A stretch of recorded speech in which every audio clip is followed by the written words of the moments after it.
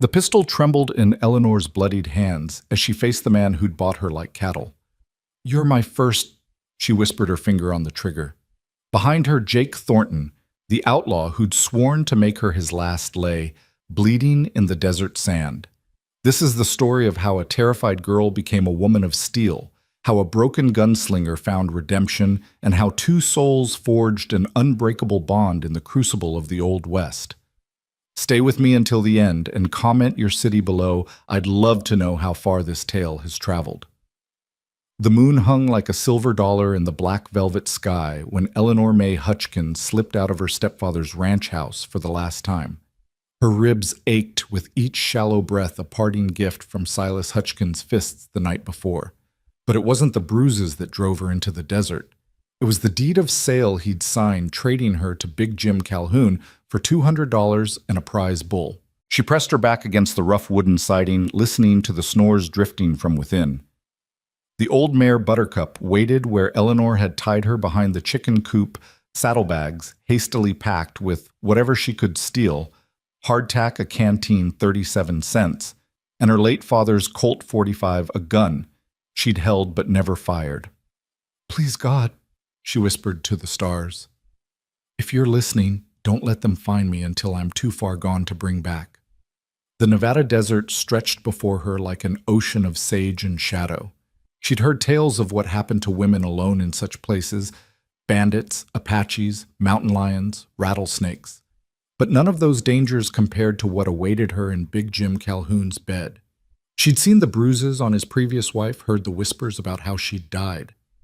Fell down the stairs, they said, though everyone knew Big Jim's ranch house had only one floor. Eleanor mounted Buttercup with difficulty, her split lip throbbing as she gritted her teeth. 20 years old, and she'd never been more than 10 miles from Carson Creek. Now she pointed the mare's nose toward the distant mountains and kicked her into motion.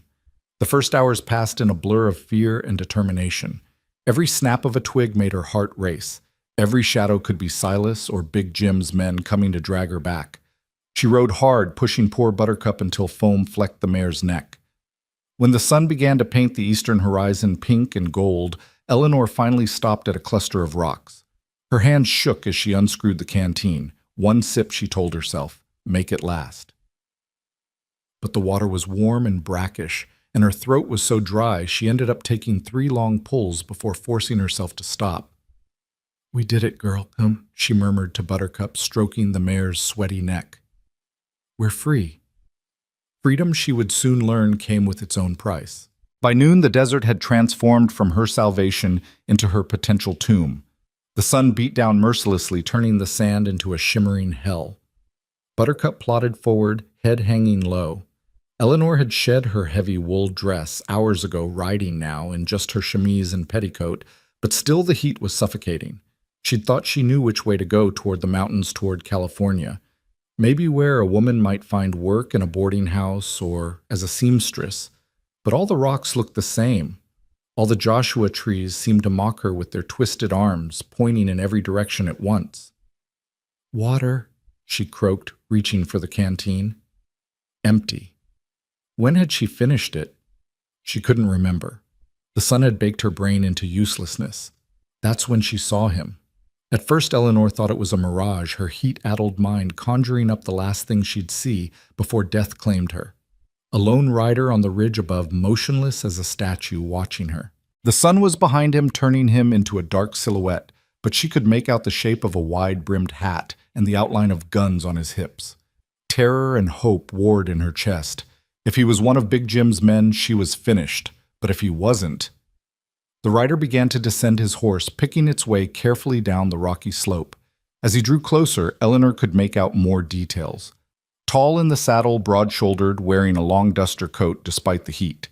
His face was shadowed by his hat, but she caught a glimpse of dark stubble and eyes that seemed to take in everything at once. Eleanor's hand fumbled for her father's pistol, though she doubted she could hit the broadside of a barn, let alone a moving target. "No need for that, ma'am," the stranger said, his voice deep and rough as desert stone. He stopped his horse, a magnificent black stallion about 20 feet away. "Name's Jake Thornton. You look like you could use some help."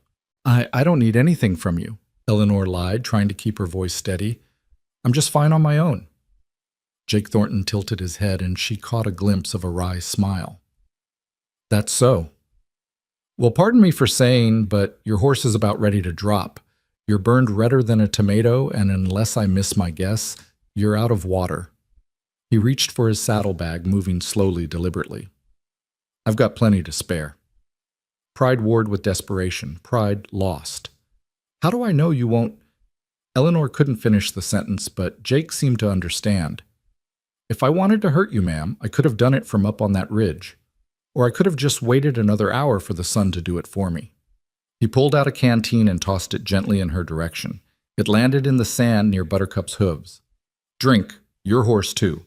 Then we can discuss what a lady in her undergarments is doing alone in the middle of nowhere.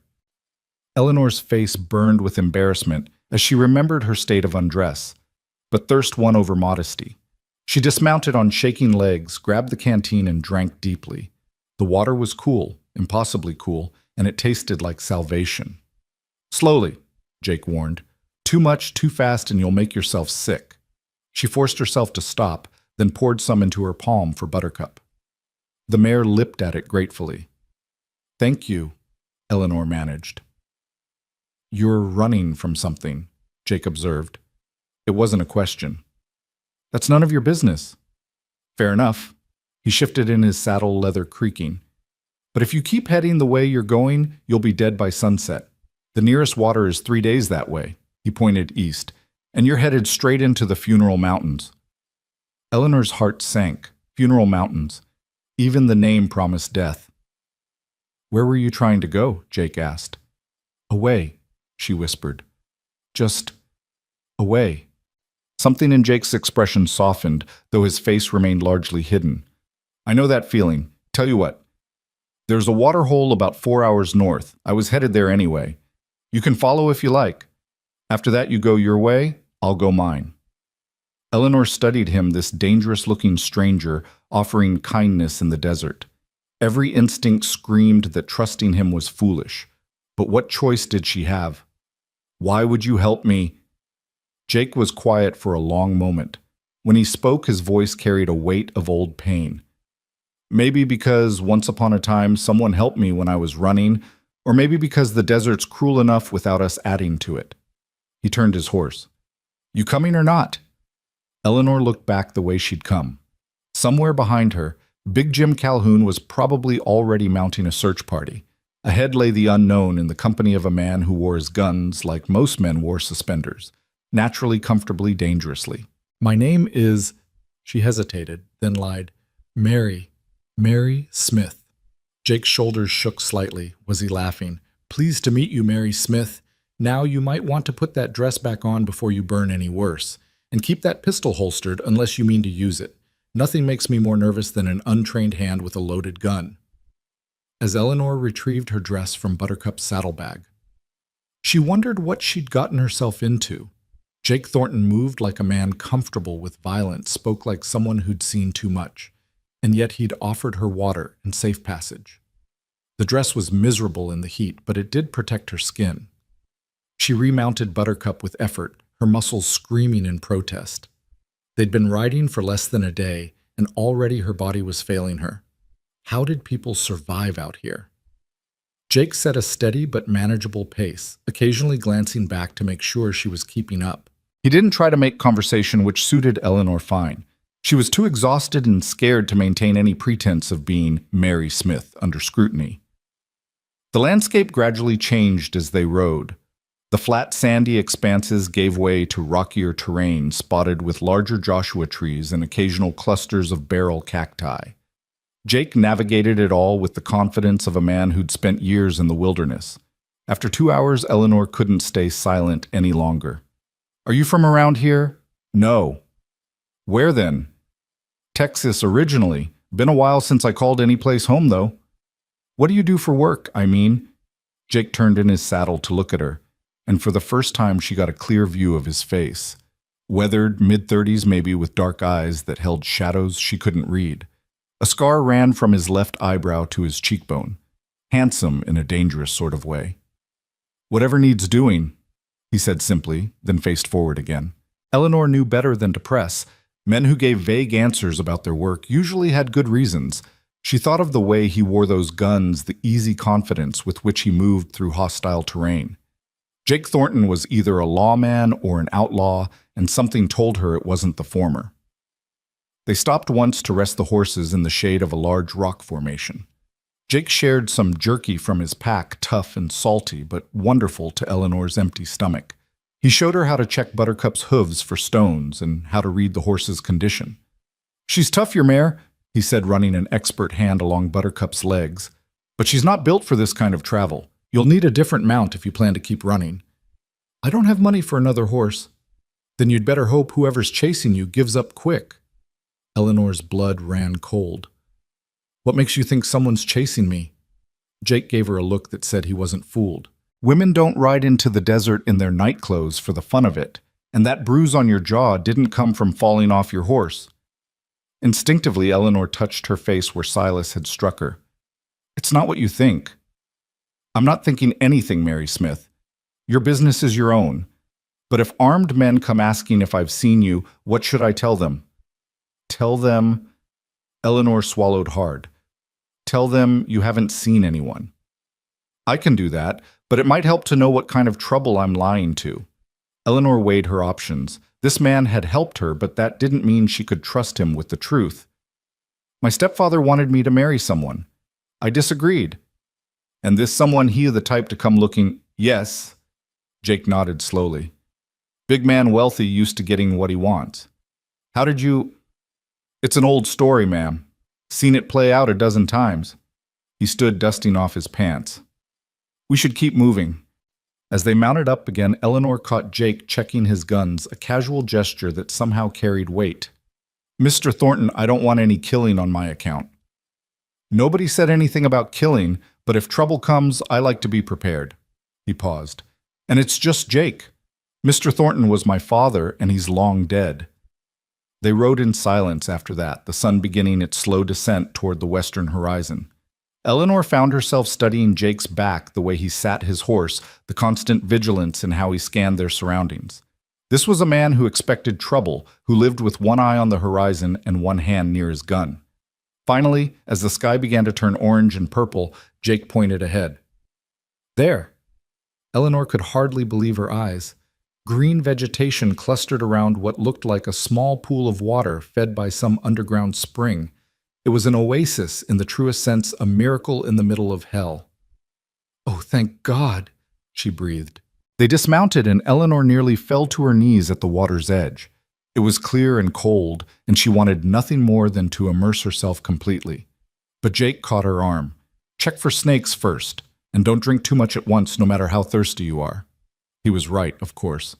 Eleanor saw the wisdom in his caution, even as her body screamed for relief.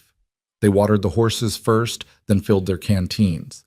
Only then did Jake step back and gesture for her to drink her fill. The water was everything she'd dreamed. She splashed it on her face, her arms not caring that Jake was watching. Let him see her desperation. She was past pride now. "There's a cave up in those rocks," Jake said, pointing to the cliff face above the spring. "Good shelter for the night. Defensible, too, if your friends come calling." "They're not my friends." Figure of speech. As the sun set, they made camp in the cave Jake had indicated. It was shallow but dry, with enough room for both of them to sleep without being too close. Jake built a small fire at the entrance, just enough to ward off the desert's nighttime chill. Eleanor watched him work, efficient and practiced. "You've done this before." "More times than I can count." "Why, what keeps you moving?" Jake looked at her across the fire, his face half in shadow. "Same thing that's got you running, I expect. Sometimes the past has teeth, and the only thing to do is stay ahead of it." "Does it ever stop chasing?" "Not in my experience, but you learn to live with it. Like a snake in your bedroll, long as you know it's there, you can avoid getting bit." Eleanor shivered, despite the fire's warmth. "That's not very comforting." "Wasn't meant to be. The desert doesn't deal in comfort, Mary Smith. It deals in truth. And the truth is, you're not equipped for this. That pistol you're carrying, you ever fired it?" "No." "Can you hunt, track, find water without help?" "No." "Then you've got two choices. Find somewhere civilized to hide, or learn real quick how to survive." Eleanor lifted her chin. Then teach me. Jake raised an eyebrow. I said I'd get you to water. I didn't say anything about please. The word came out more desperate than she intended. I can't go back. I won't. But you're right. I don't know what I'm doing. I'll die out here without help. That's not my problem. No, it's not. But you helped me anyway. Why? Jake was quiet for a long moment, staring into the fire. When he spoke, his voice was softer than before. You reminded me of someone. Who? Doesn't matter. She's dead now. The weight of those words settled between them like a stone. Eleanor wanted to ask more, but something in Jake's expression warned her off. I'm sorry, she said instead. Yeah, well, sorry doesn't bring people back. He stood abruptly. Get some sleep. I'll keep first watch. Watch for what? Everything. Eleanor curled up on the cave floor using her folded dress as a pillow. Despite her exhaustion, sleep wouldn't come. She watched Jake's silhouette at the cave entrance, keeping vigil against the night. Who was this man who helped strangers but carried such darkness? What was he running from? Somewhere in the distance, a coyote howled. Others answered their calls, echoing off the canyon walls. It sounded like the desert itself was mourning. Jake, she whispered. Yeah. Thank you for the water, for everything. He didn't respond for so long she thought he might not have heard. Then quietly, don't thank me yet. This desert has a way of making you pay for every kindness. You might not like the price. Eleanor closed her eyes, trying not to think about what that might mean. She'd made her choice when she fled Carson Creek. Whatever came next, it had to be better than what she'd left behind. She was wrong, of course, but she wouldn't know that until the riders came. The sound of horses woke her. Jake's hand was over her mouth before she could gasp, his body tense beside her. 6 riders, he whispered in her ear, coming from the south. Friends of yours. Eleanor's heart hammered against her ribs. 6 riders could only mean one thing. Big Jim had sent a proper search party. Stay quiet. Stay down, Jake instructed, then moved to the cave entrance, melting into the shadows. The voices carried on the still night air. Eleanor recognized Dutch McCready, Big Jim's foreman. They came this way, boss. Tracks lead right to the spring. Then where the hell are they? That was Big Jim himself, his voice like gravel in a tin cup. Eleanor's whole body went cold. Could have moved on, another voice suggested. No, Big Jim said. Their horses would need rest. They're here somewhere. Jake stepped out of the shadows so smoothly that several horses spooked. His hands rested casually on his gun butts. Evening, gentlemen. Something I can help you with? We're looking for someone, Big Jim said, recovering from his surprise. Eleanor couldn't see him from her hiding spot, but she could picture his face, broad and mean with piggy eyes that undressed every woman they saw.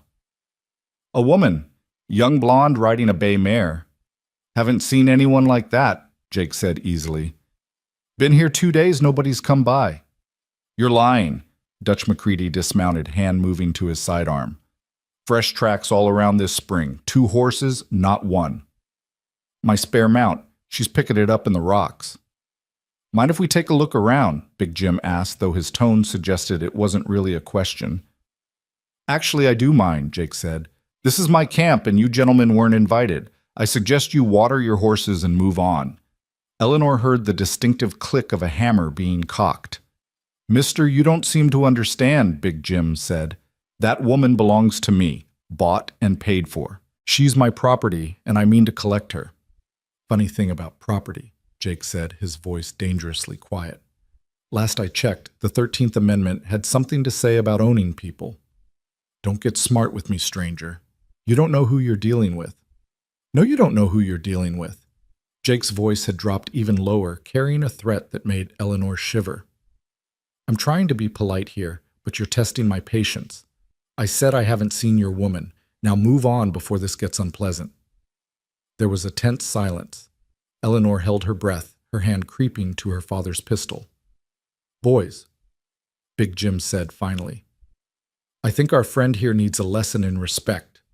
Eleanor heard the whisper of leather as guns cleared holsters. She didn't think, didn't plan, she just acted. Scrambling from the cave, she pointed her pistol at the group of riders with shaking hands. Stop, she shouted. "Leave him alone!" Every eye turned to her. Big Jim's face split into a grin that made her stomach turn. "Well, well. Hello, Eleanor. Your stepfather's been worried sick. He sold me to you like cattle. Now that's an ugly way to put it. We had a business arrangement. You're going to be my wife, Eleanor. It's all legal and proper. I'll die first. That can be arranged too." Dutch said, his gun now pointed at Jake. "After we deal with your friend here." Jake hadn't moved, hadn't even looked at Eleanor. His focus remained on the men in front of him. 6 against 1. Those aren't sporting odds. "Who said anything about sport?" Big Jim laughed. "Boys kill him." What happened next occurred so fast, Eleanor could barely follow it. Jake's hands moved like lightning, both guns clearing leather, in a motion too quick to see. The night exploded with gunfire. Dutch McCready spun from his horse, clutching his shoulder. Another man cried out and fell. Jake dove and rolled, coming up behind a boulder as bullets whined overhead. "Get to cover!" he shouted at Eleanor. She stumbled backward, still clutching her father's pistol uselessly. Bullets sparked off the rocks around her. Someone grabbed her arm. Big Jim, his face twisted with rage. "You little bitch! You're coming with me if I have to drag you." Eleanor did the only thing she could think of. She pressed the pistol against his belly and pulled the trigger. The gun bucked in her hand, the sound deafening. Big Jim's eyes went wide with surprise. He looked down at the spreading red stain on his shirt, then back at Eleanor. You shot me," he said, as if he couldn't quite believe it. He released her arm and staggered backward. Eleanor stood frozen, the smoking gun still in her hand, unable to process what she'd just done. "Eleanor, move!" Jake's voice cut through her shock. She dove behind a cluster of rocks as more gunfire erupted.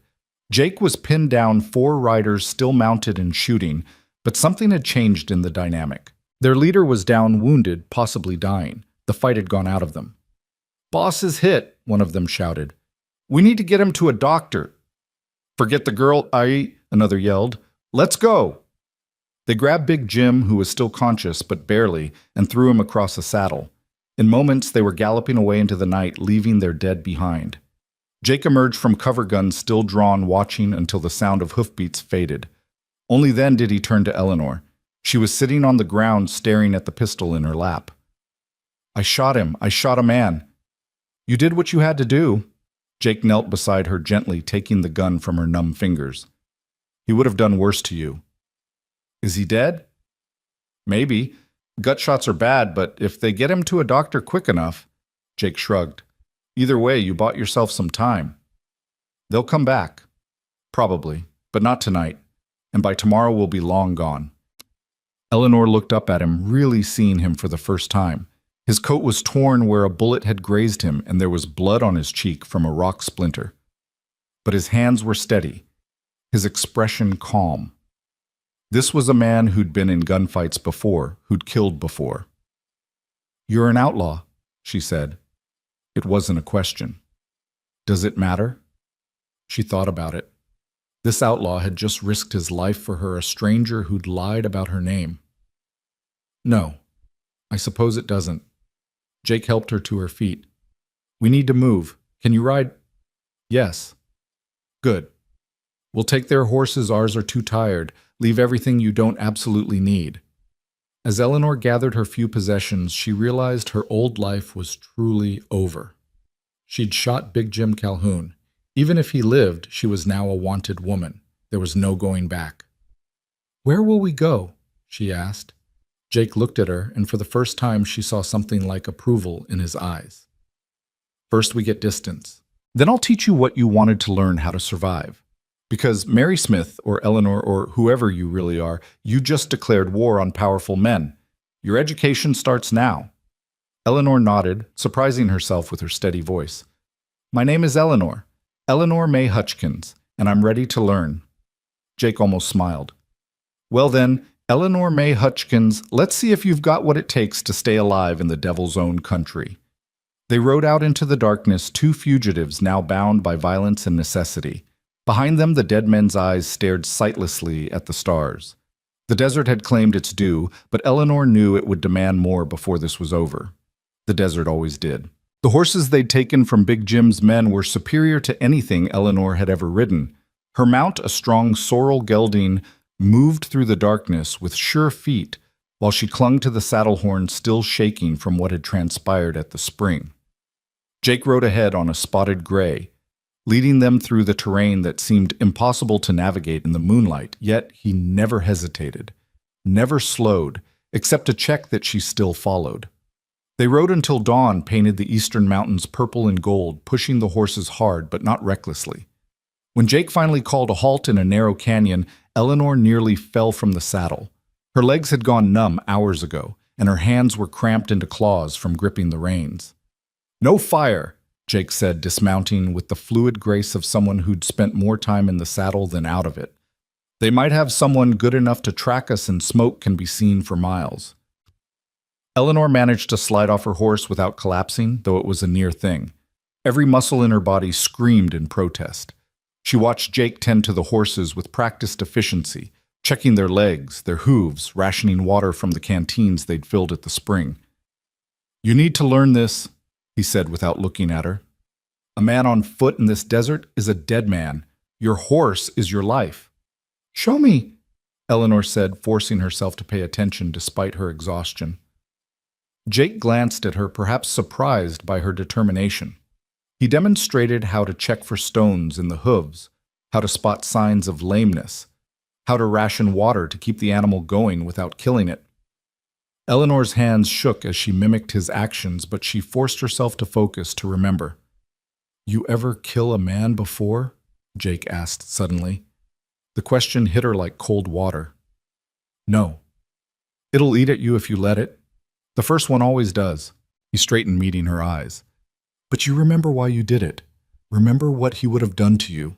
That's how you live with it." "How many men have you killed?" Jake's expression darkened. "Enough to know it never gets easier, just necessary sometimes." They rested through the heat of the day, taking shelter in the shade of the canyon walls.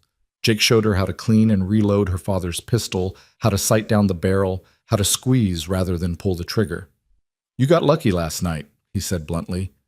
"Point-blank range couldn't miss, but if you're going to carry iron, you need to know how to use it proper." Eleanor practiced dry firing, getting used to the weight of the gun, the motion of drawing it from where she'd tucked it in her waistband. Jake corrected her grip, her stance with a patience she hadn't expected from such a hard man. "Why are you helping me?" she asked during one of their brief breaks. Jake was quiet for a long moment, staring out at the shimmering heat beyond their shelter. "Maybe because I've got nothing better to do. Maybe because I don't like men like Big Jim Calhoun. Or maybe—" He trailed off, shaking his head. "Doesn't matter. You need help, I'm here. Don't read more into it than that." But Eleanor sensed there was more, something in the way his eyes went distant sometimes, as if seeing ghosts only he could perceive. She thought of what he'd said about her, reminding him of someone who was dead now. Had he failed to protect her? Is that why he was so determined to help a stranger? As the sun began its descent, Jake rose and stretched. "Time to move. We'll travel at night from now on, rest during the day. Harder to track us that way and easier on the horses." "Where are we going?" "There's a town about 3 days north, Oro Grande. Not much more than a mining camp, but they won't ask questions if we don't cause trouble. You can catch a stage from there, head to California, or wherever you plan to go." "What about you?" "I'll move on. Always do."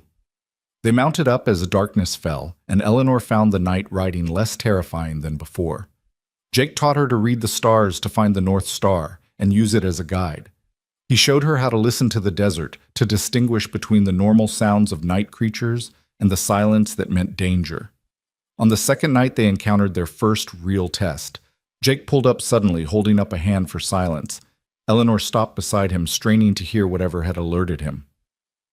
"Riders," he whispered, "coming from the east. Get behind those rocks and keep quiet." They dismounted quickly, leading the horses into a cluster of boulders. Jake drew one of his pistols, checking the cylinder with practiced ease. Eleanor gripped her own gun, though her palms were sweating so badly she feared she'd drop it.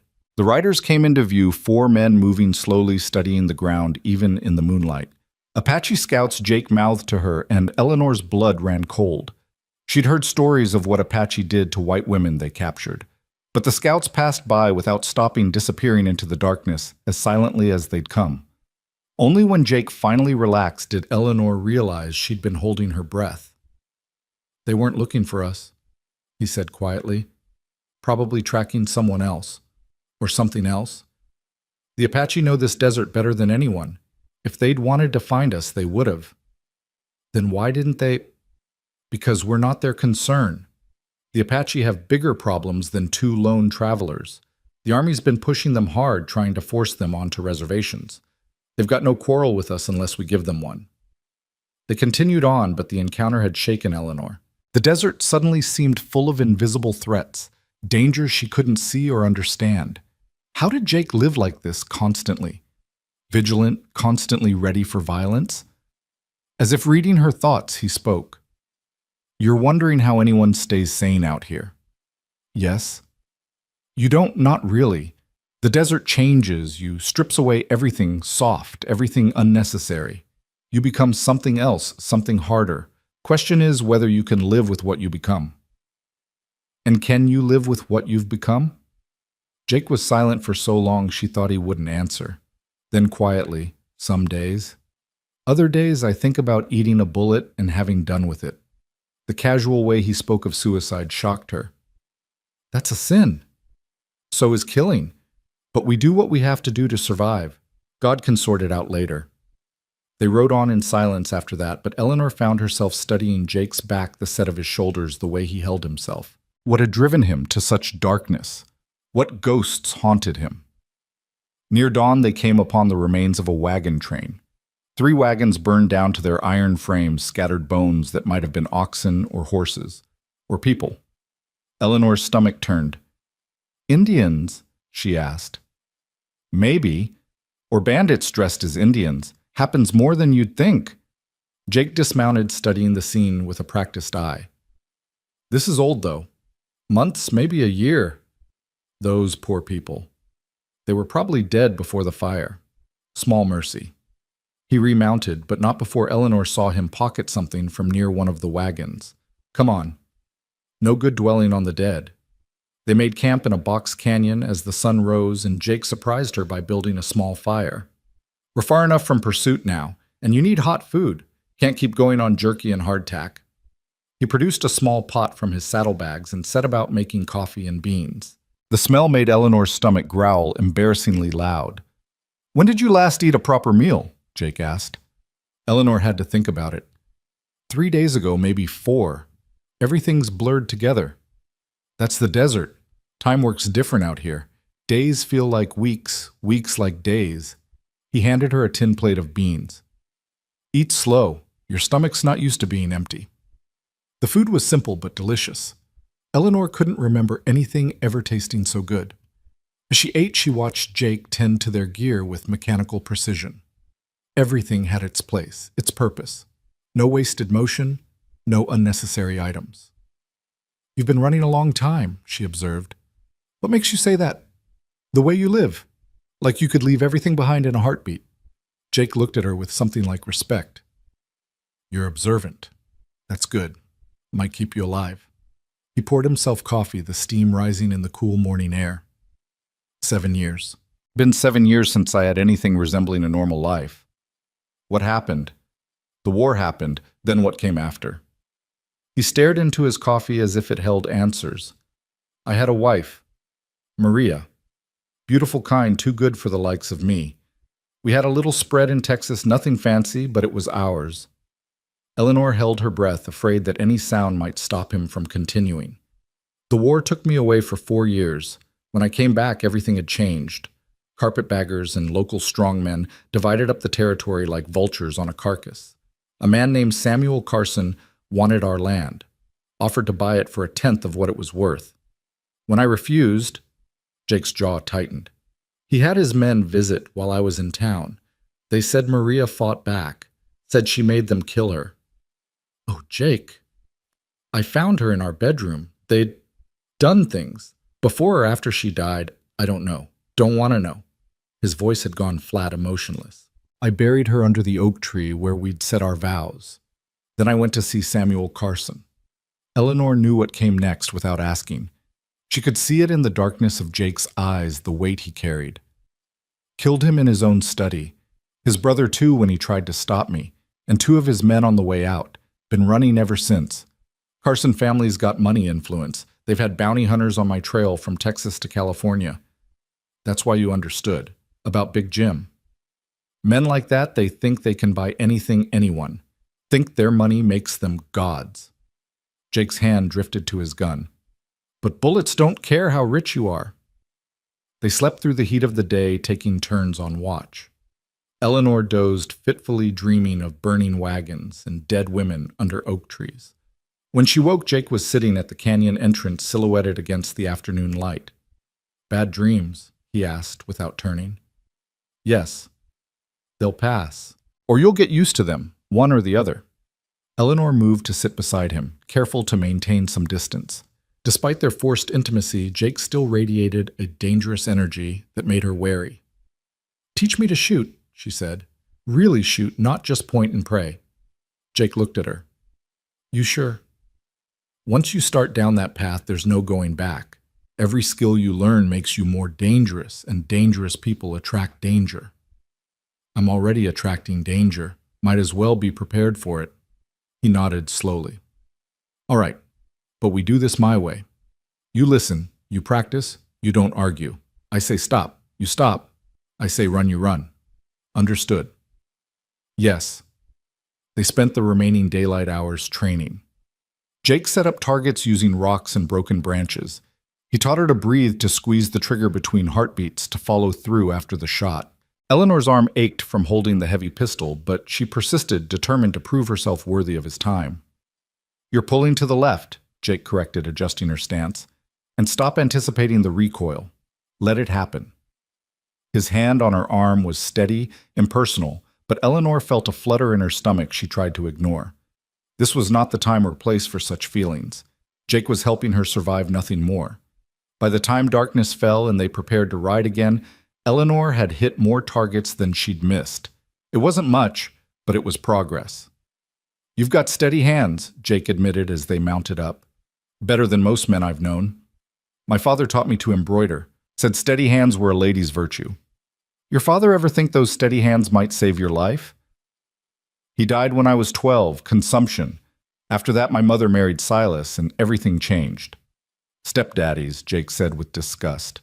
"More trouble than they're worth, most of them." They rode through the night, making good time across relatively flat terrain. Jake continued her education as they traveled, pointing out landmarks, teaching her to recognize water signs, showing her which plants were edible and which would kill you. "See that?" He pointed to a series of scratches on a rock face. "Apache sign. Means water within a day's ride." "How do you know all this?" "Spent 2 years scouting for the army after the war. Learned from the best. An old Apache named Joseph Christianized and working for the whites. He taught me to read the desert like a book." "What happened to him?" "Same thing that happens to all Indians who trust white men. Betrayed, shot in the back by soldiers who thought all Apache were the enemy." The bitterness in Jake's voice was sharp. Eleanor was beginning to understand that his cynicism came from experience, from seeing too much of humanity's darker nature. On the 3rd night, they ran into trouble. Jake sensed it first, pulling up sharp and drawing his gun in one smooth motion. "What is it?" Eleanor whispered. "Smoke. Campfire maybe half a mile ahead. Could be innocent travelers, could be trouble." "What do we do?" "We go around. No sense borrowing trouble." But as they tried to circumvent the camp, a shot rang out, kicking up dust near Jake's horse. More shots followed, and suddenly they were racing through the darkness, bullets whining overhead. "Bandits!" Jake shouted. "Stay low and ride hard." Eleanor pressed herself against her horse's neck, giving the animal its head. She could hear pursuit behind them, men shouting, horses thundering. Jake turned in his saddle, firing back his shots, precise even at full gallop. A rider appeared beside Eleanor, reaching for her reins. Without thinking, she drew her pistol and fired. The man cursed and fell back, clutching his arm. She'd hit him. The realization should have horrified her, but all she felt was fierce satisfaction. Jake led them into a maze of rocks and narrow passages, their horses' hooves echoing off the stone walls. The pursuit sounds grew fainter, then stopped altogether. "Lost them." Jake said, slowing to a walk. Nice shooting back there. I didn't think I just acted. That's good. Thinking gets you killed in a fight. You react or you die. They continued on, but the encounter had changed something. Eleanor no longer felt like a helpless victim. She'd defended herself, drawn blood in her own defense. It was a powerful feeling and a dangerous one. As dawn approached, they crested a rise and saw lights in the distance, Oro Grande such as it was. A collection of ramshackle buildings clustered around a mine shaft, smoke rising from chimneys, the sound of machinery carried on the wind. We'll wait for full daylight, Jake said. Towns like this approaching in the dark is a good way to get shot. They made a cold camp in sight of the town, sharing the last of their water and jerky. Eleanor studied Jake's profile in the growing light, memorizing the lines of his face. After tomorrow, they would part ways.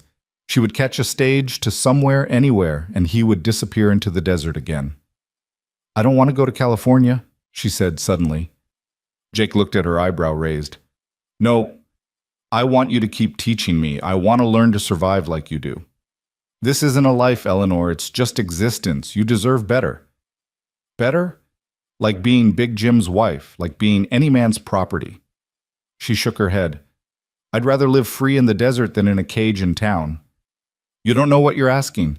The loneliness, the constant danger, never being able to trust anyone or stay anywhere too long. It hollows you out and makes you into something barely human. You're human, Eleanor said softly. You saved me. That's more human than most. Jake turned away, but not before she saw something flicker in his eyes. Maria used to say things like that. Look where it got her. I'm not Maria. No, Jake agreed, his voice rough. You're not. They entered Oro Grande at mid-morning, drawing stares from the miners and working girls who populated the dusty main street. Jake kept his hands visible but near his guns, projecting an aura of danger that made people step aside. At the general store, he bought supplies with money Eleanor suspected came from the dead men at the spring. Ammunition, dried goods, medical supplies. Enough for 2 people traveling hard. Thought you were putting me on a stage, Eleanor said. Change my mind. If you're fool enough to want this life, I'll teach you. But we do it my way, and when I say it's time to part ways, we part. No arguments. Eleanor's heart leapt, but she kept her expression neutral. Agreed. They were leaving the store when trouble found them again. 3 men stepped out of the saloon, badges glinting on their chests. The one in the lead, a tall man with a drooping mustache, looked from Jake to Eleanor with calculating eyes. Jake Thornton, he said. Thought that might be you. There's a hefty bounty on your head, friend. Jake's stance shifted subtly, ready for violence. Sheriff, I'm not looking for trouble. Neither am I. But $10,000 is a lot of money. The Carson family really wants you bad. The Carson family can go to hell. Maybe so, but their money spends just fine. The sheriff's hand hovered near his gun. You coming peaceful, or do we do this the hard way? Eleanor stepped forward before Jake could respond. Sheriff, this man is my husband. We're just passing through buying supplies for our claim. The sheriff looked at her skeptically. Your husband? And you are Mary Thornton. She lied smoothly. We were married in Carson Creek 3 days ago. Check the register if you don't believe me. Carson Creek. One of the deputies laughed. That's Big Jim Calhoun's town. Heard he got himself shot by some woman he was trying to marry. Eleanor kept her face calm despite her racing heart. I wouldn't know about that. We left right after our wedding. The sheriff studied them both clearly, not believing the story, but perhaps calculating whether the bounty was worth a gunfight in the middle of town. Jake hadn't moved, but Eleanor could feel the tension radiating from him, coiled like a spring. Tell you what, the sheriff said finally. You 2 lovebirds, get on your horses and ride out. Don't come back. I see you again. We'll revisit this conversation. Obliged, Sheriff, Jake said, taking Eleanor's arm. Come on, darling. They walked to their horses with measured steps, Eleanor acutely aware of the guns pointed at their backs. Only when they were mounted and riding out did she release the breath she'd been holding. Quick thinking, Jake said once they were clear of town. Husband, huh? It was all I could think of. Well, Mrs. Thornton, you just made yourself an accessory to murder in the eyes of the law. Still want this life. Eleanor thought about the sheriff's greedy eyes, the casual threat of violence, the way her lie had been the only thing standing between Jake and a noose. Yes, more than ever. Jake shook his head, but she caught the hint of a smile. You're either brave or stupid, Eleanor May Hutchkins. Maybe both. Yeah, Jake agreed, spurring his horse into a lope. Maybe both. They rode away from Oro Grande back into the desert that had become Eleanor's classroom and refuge. Behind them, civilization offered its dubious safety. Ahead lay the unknown, dangerous, and free. Jake had agreed to teach her to show her how to survive in this harsh land. It wasn't the life she'd imagined for herself, but it was a life she'd chosen. As they climbed into the hills, Eleanor looked back one last time at the town shrinking in the distance. Somewhere beyond those mountains, Big Jim Calhoun might be dead or alive, might be sending more men after her. It didn't matter. She was no longer the frightened girl who'd fled in the night. She was becoming something else, something harder and more dangerous. Jake had warned her that the desert changed people, stripped them down to their essential nature. Eleanor was beginning to understand what that meant. Each day, each lesson, each moment of danger was remaking her. The woman who'd once spent her days embroidering and dreaming of romance was dying, replaced by someone who could shoot a man, lie to a sheriff, and ride through the night without fear. Where to now? She asked Jake as they crested a ridge. North into the Badlands. If you're going to learn, really learn, we need to go where the civilized world can't follow. And then we see what you're really made of. Eleanor nodded, checking her pistol as Jake had taught her, then settling into her saddle for the long ride ahead. The sun was high and merciless. The desert stretched endless before them, and somewhere out there death waited in a dozen different forms. But for the first time in her life, Eleanor wasn't afraid. She had a gun, a horse, and a teacher who killed men like other people breathed. It wasn't much, but it was enough. The desert had claimed her, was remaking her in its own harsh image. And Eleanor May Hutchkins, who'd once blushed at a man's casual touch, was learning to embrace the transformation. She thought of Big Jim's blood on her hands, of the bandit she'd shot, of the lies that had come so easily to her lips. Jake was right. There was no going back now. But as she watched him ride ahead, his dark coat billowing in the wind, his hand never far from his gun, she realized she didn't want to go back. The cage had been opened, and she'd discovered she had talons of her own. The education of Eleanor May Hutchkins had begun in earnest, and her teacher was the most dangerous man in 3 territories. God help anyone who tried to put her in a cage again. The Badlands Jake led them into were like nothing Eleanor had ever imagined.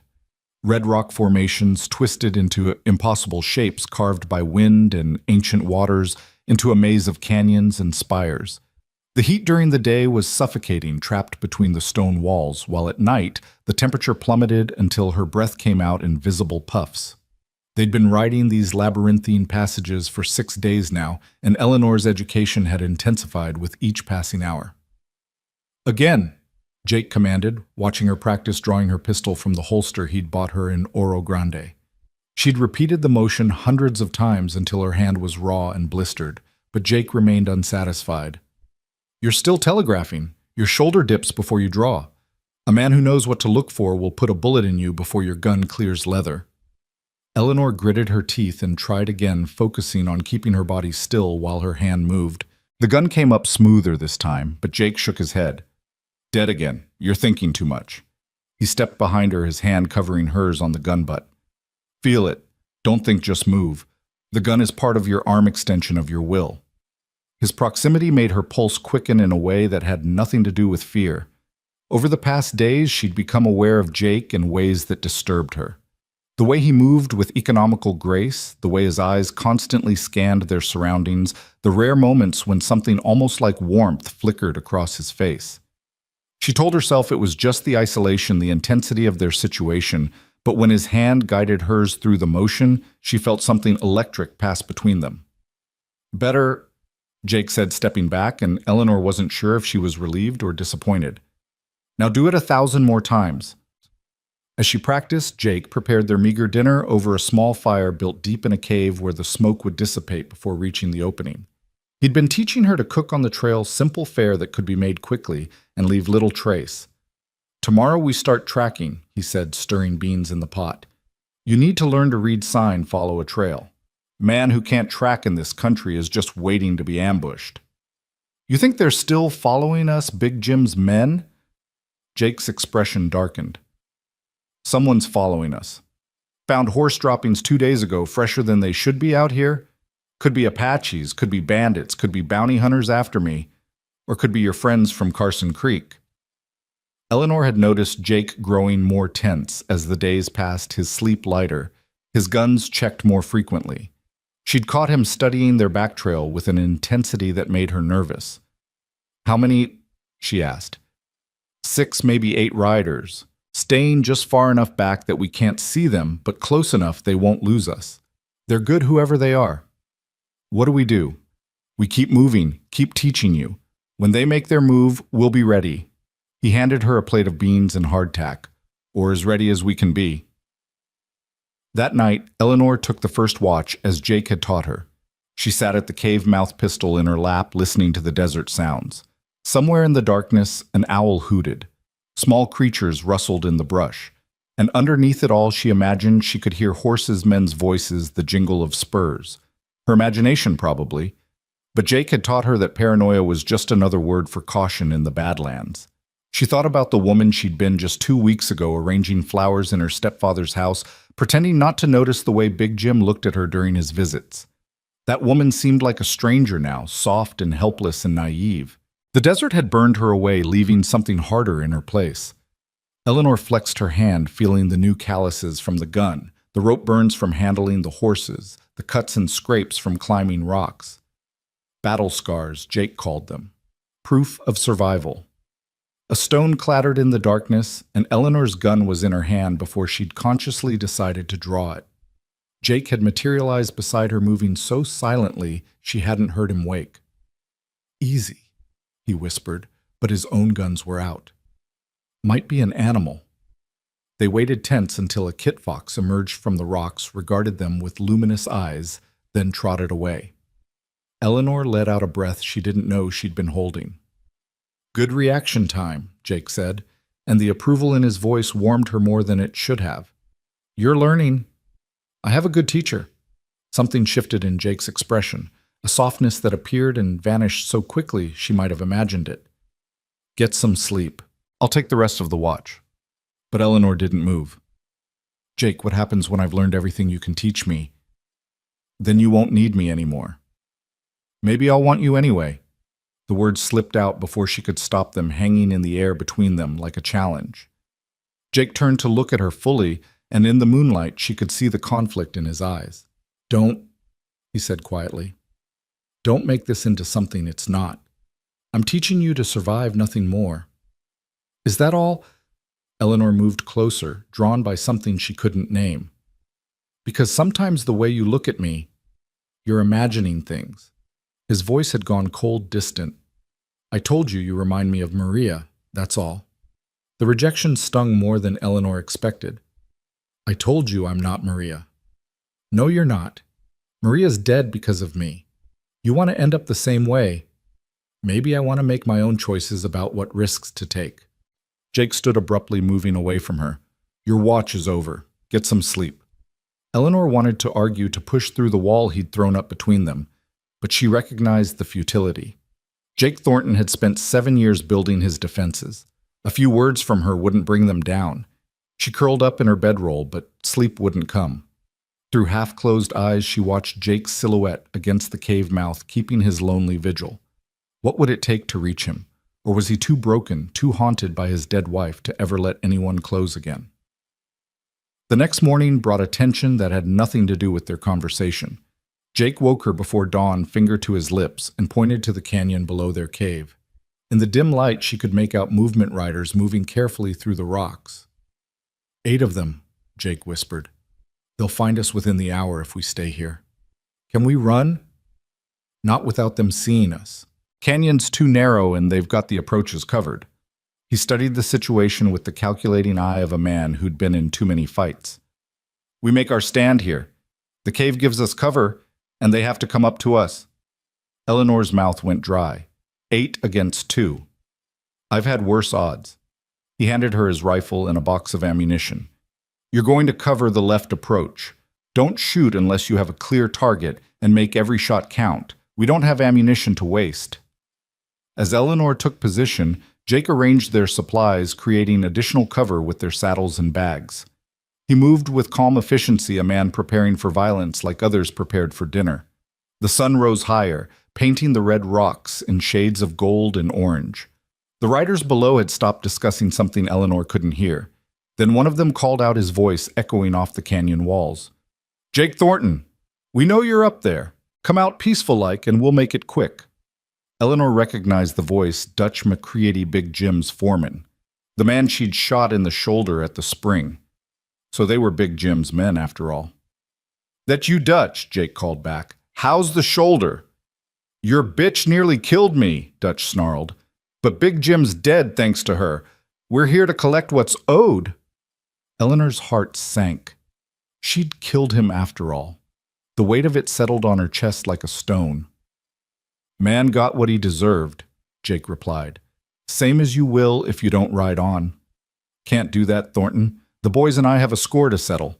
Besides, there's bounty on both of you now. 10,000 for you, 5,000 for the girl. That's enough to make us all rich." "You'll be rich corpses." Dutch laughed an ugly sound. 8 against 2, and one of you a woman who can barely shoot. I like our odds." "Your funeral," Jake said, then lowered to Eleanor. "Get ready. They'll rush us soon." Eleanor gripped the rifle, trying to control her breathing as Jake had taught her. Her hands were steady, but her heart was racing. This wasn't like shooting Big Jim at point-blank range in a moment of panic. This was deliberate, calculated violence. The attack came suddenly. 3 men charged up the slope while others provided covering fire. Bullets whined off the rocks around them, chips of stone flying like shrapnel. Jake's guns roared in response, and one of the charging men spun and fell, clutching his chest. Another cried out and stumbled, but kept coming. Eleanor sighted down the rifle barrel, tracking a man climbing toward their left flank. She squeezed the trigger and the rifle bucked against her shoulder. The man jerked and fell backward, disappearing behind a boulder. She didn't know if she'd killed him or just wounded him, and there was no time to wonder. She worked the lever, chambering another round, and fired again at a muzzle flash below. The attack faltered, the surviving men pulling back to cover. Jake had blood on his cheek from a rock splinter, but his hands were steady as he reloaded. "Good shooting," he said. "You accounted for at least one of them." "Jake, we can't hold them off forever." "Don't have to. Just have to make it cost more than they're willing to pay." He peered around their cover. "Dutch, you lost 2 men already, maybe 3. Want to lose more?" "We've got all day, Thornton. You'll run out of ammunition eventually." Jake cursed under his breath. Dutch was right. They had maybe 40 rounds between them, and the men below could wait them out. "There's another way," Eleanor said suddenly. "What if I surrender?" "What?" Jake turned to her, his expression fierce. "Absolutely not. Listen, I go down, distract them. You circle around through that gap in the rocks you showed me yesterday. Take them from behind while they're focused on me. They'll kill you the moment you show yourself. No, they want me alive. The bounty's probably dead or alive for you, but Big Jim's family will want me to stand trial, make an example of me. They need me breathing for that." Jake shook his head. "Too risky." "Everything we do is risky," Eleanor countered, "but this gives us a chance. Unless you have a better idea." Before Jake could respond, Dutch called out again. "Getting mighty quiet up there. You two having a lover's quarrel." Eleanor made a decision. Before Jake could stop her, she called back, "Dutch, I want to make a deal." "Eleanor, no," Jake hissed, but she held up a hand. "What kind of deal?" Dutch responded, interest clear in his voice. "I'll come down if you let Thornton go. He's nothing to you. I'm the one who killed Big Jim." There was discussion below, voices too low to make out. Then Dutch called back, "No deal. We want both of you." "Then you'll have to come get us," Eleanor replied, settling back into position. Jake grabbed her arm. "What the hell are you doing? Buying time, making them think we're desperate." She met his eyes. "Trust me." Something passed between them, an understanding that went beyond words. Jake released her arm and nodded slowly. "All right, but we do this together." The standoff continued as the sun climbed higher. The heat in the cave became oppressive, and their water was running low. Below, the men had settled in for a siege, taking turns, watching the cave while others rested in whatever shade they could find. Then Eleanor noticed something Jake had missed focused as he was on the threat below. Movement in the rocks above them, barely visible through a crack in the cave's ceiling. Someone was climbing down from above, trying to get behind them. She touched Jake's arm, directing his attention upward with her eyes. He saw it immediately, his body tensing. They were about to be flanked. Jake moved with liquid speed, positioning himself where he could cover both the cave mouth and the crack above. "When I start shooting, you run for the horses," he whispered. "Ride hard and don't look back." "I'm not leaving you." "Damn it, Eleanor." The attack came from both directions at once. A man dropped through the ceiling crack, guns blazing, while others charged the cave mouth. Jake's pistols roared, and the man from above crumpled, but more were coming. Eleanor fired the rifle again and again, lever action smooth now from practice, but there were too many. A bullet caught Jake in the shoulder, spinning him around. He kept shooting with his other hand, but Eleanor could see blood soaking through his shirt. She dropped the rifle and drew her pistol, firing at the shapes crowding the cave mouth. Then Dutch McCready was there, his gun pointed at Jake's head. "Drop it, Thornton, or I put a bullet in your brain." Jake hesitated, then let his gun fall. Dutch smiled triumphantly and turned to Eleanor. "You too, sweetheart." Eleanor kept her gun raised. "You'll kill us anyway." "Maybe. Maybe not. But if you don't drop that gun, I'll gut shoot your boyfriend here and let you watch him die slow." Eleanor looked at Jake, who gave an almost imperceptible shake of his head. "Don't surrender," his eyes said. But she could see the blood pooling beneath him, could see how his strength was fading. She dropped the gun. Dutch's men swarmed the cave, rough hands grabbing Eleanor and Jake, binding their wrists with rope. Jake grunted in pain as they jerked his wounded arm behind his back. "Take it easy," Eleanor protested. "He's hurt." Dutch backhanded her across the face, sending her sprawling. "Shut your mouth, bitch. You killed Big Jim. You're going to hang for that, but not before his brothers have some fun with you." Jake struggled against his bond's murder in his eyes, but a rifle butt to his stomach doubled him over. "Stop," Eleanor cried. "I'll cooperate, just stop hurting him." Dutch laughed. "Ain't that sweet?" The killer's got feelings for the outlaw. He grabbed Eleanor's chin, forcing her to look at him. "Big Jim was going to treat you like a lady you know, give you a home respectability, but you had to go and shoot him like a dog." "He was a dog," Eleanor spat. "And so are you." Dutch hit her again, harder this time. Stars exploded across her vision, and she tasted blood. "Enough," one of the other men said. "We need her in one piece if we're going to collect that bounty." They dragged Jake and Eleanor from the cave down to where their horses waited. Jake was barely conscious now, the blood loss taking its toll. They threw him over a saddle like a sack of grain, tying him in place. Eleanor they allowed to ride upright, but with her hands tied to the saddle horn. "Where are you taking us?" she asked. "There's a town about 2 days' ride from here," Dutch said. "Garrison's got a sheriff who'll be real interested in collecting those bounties. After that," he grinned unpleasantly, "well, after that you'll be the Carson family's problem." They rode through the afternoon heat, Jake drifting in and out of consciousness. Eleanor watched him with growing fear. The blood stain on his shirt was spreading, and his face had gone pale beneath his tan. If they didn't stop the bleeding soon, he'd die. "He needs a doctor," she said to Dutch. "He needs a noose is what he needs. But don't worry, we'll keep him alive long enough to hang proper." As evening approached, they made camp in a box canyon similar to where Jake and Eleanor had been hiding. Dutch posted guards and built a large fire, confident now that his quarry was captured. Eleanor was tied to a scrubby tree, hands still bound, watching as they dumped Jake unceremoniously on the ground nearby. He groaned, but didn't wake. "Please," she said to the man guarding them, a younger cowboy who didn't have the mean look of the others. "Just let me stop his bleeding. He'll die otherwise." The young man glanced at Dutch, who was sharing a bottle with his other men. "I don't know." "What's your name?" Eleanor asked softly. "Tommy." "Tommy, you seem like a decent man. Not like the others. You probably had your reasons for riding with Big Jim. But this, watching a man bleed to death, that's not who you are, is it?" Tommy shifted uncomfortably. "Dutch said not to untie you." "You don't have to untie me, just bring me some cloth for bandages and I'll talk you through what to do."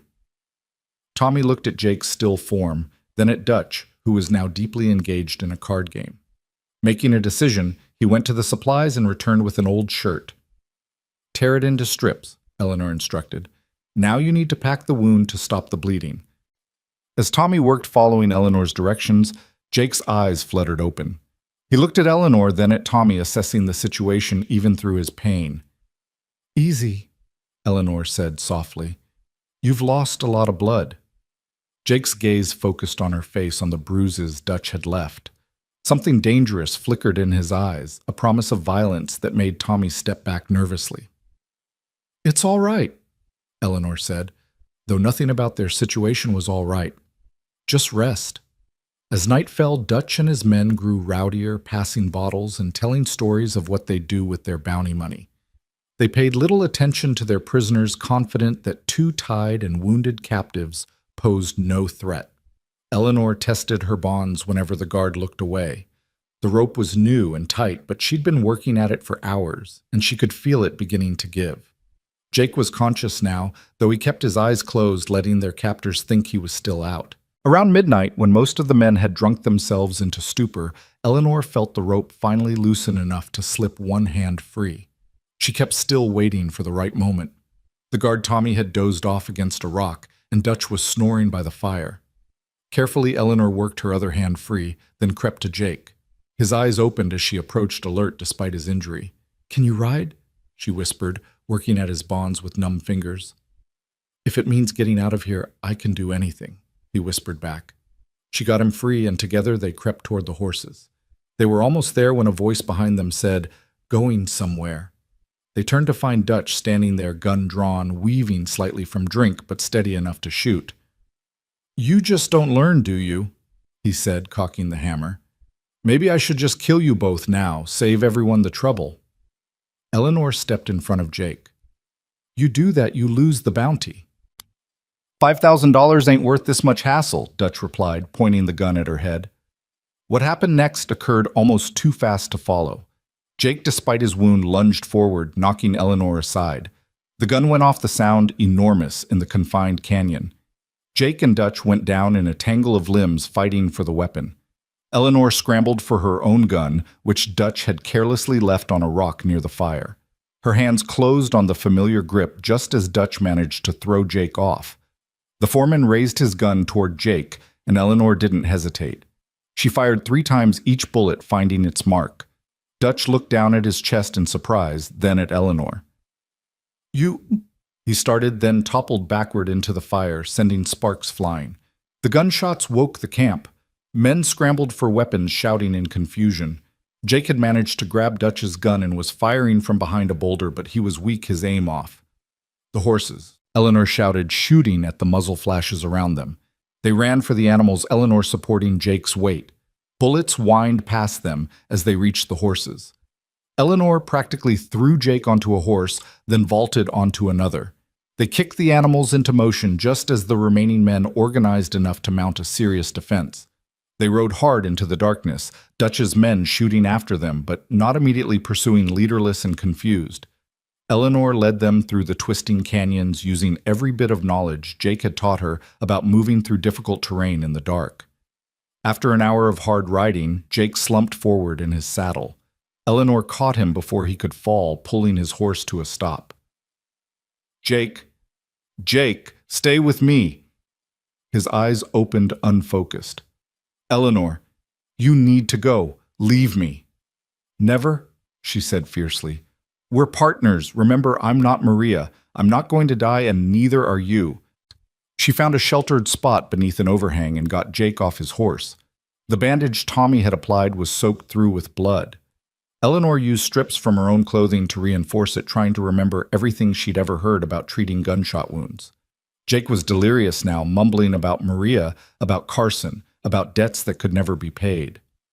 Eleanor held him through the night, keeping him warm with her body heat, forcing water between his lips when he'd take it. As dawn broke, she heard horses approaching. Her hand went to her gun, ready to make a last stand, when she recognized the lead rider. It was Tommy, the young cowboy who'd helped her, and he was alone.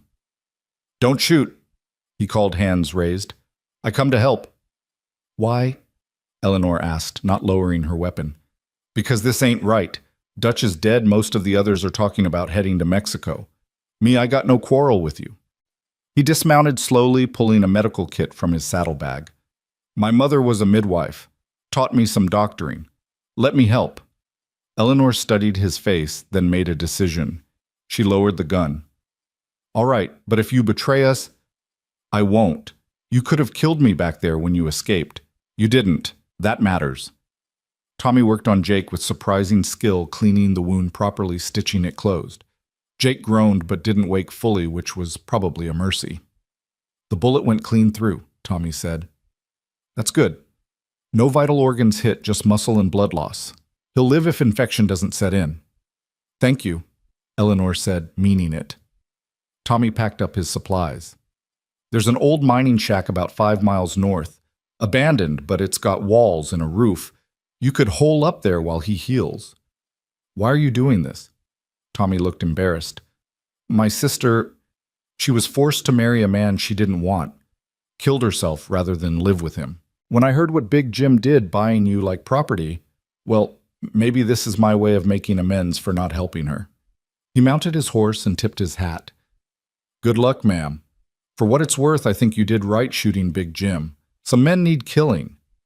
After he left, Eleanor managed to get Jake back on his horse and found the shack Tommy had described.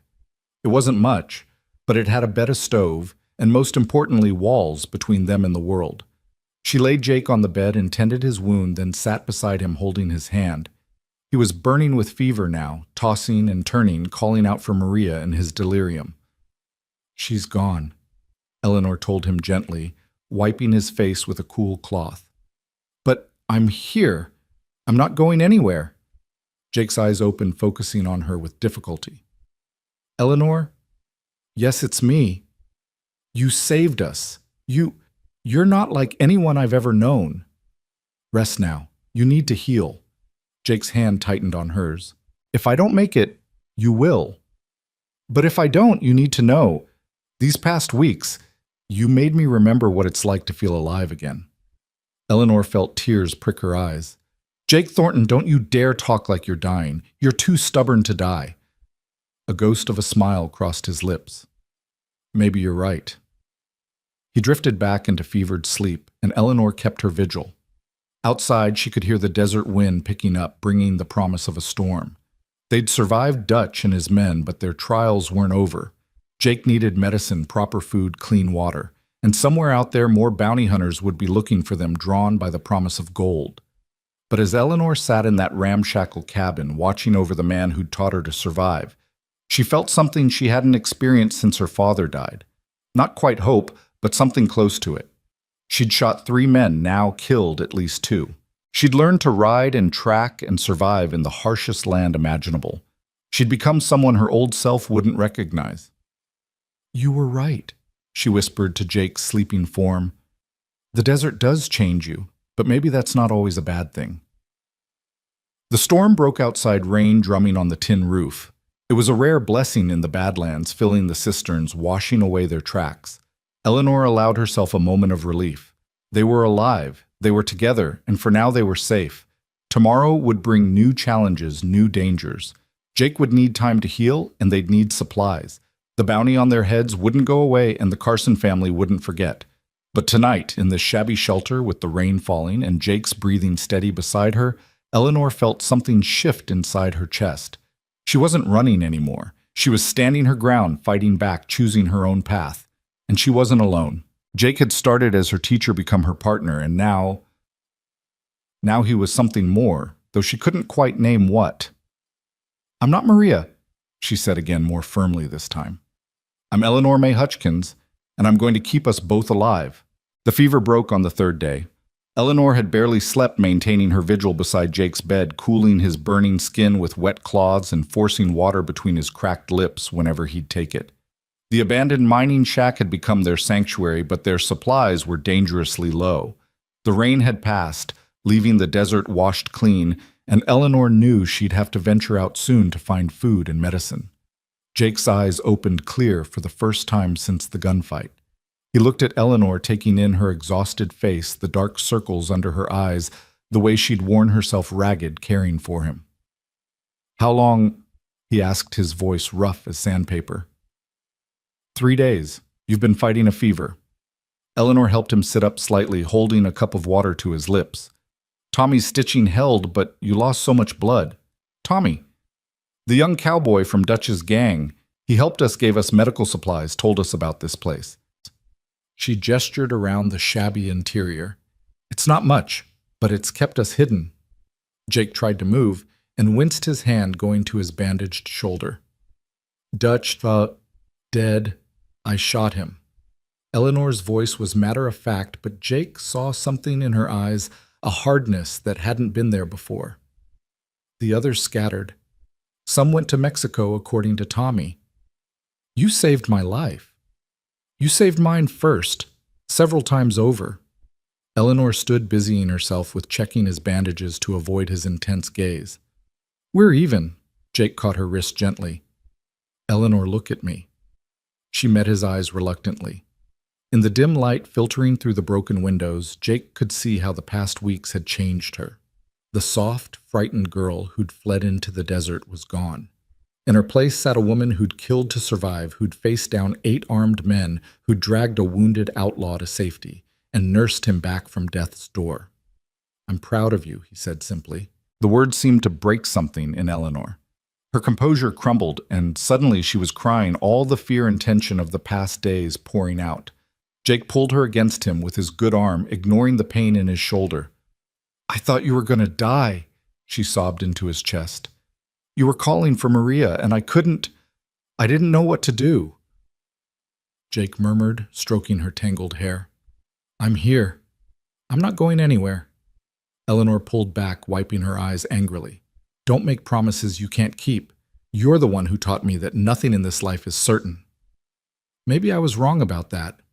She studied his face, searching for meaning in his words, but before she could respond, they heard horses approaching. Eleanor was at the window instantly, pistol in hand, peering through a crack in the boards.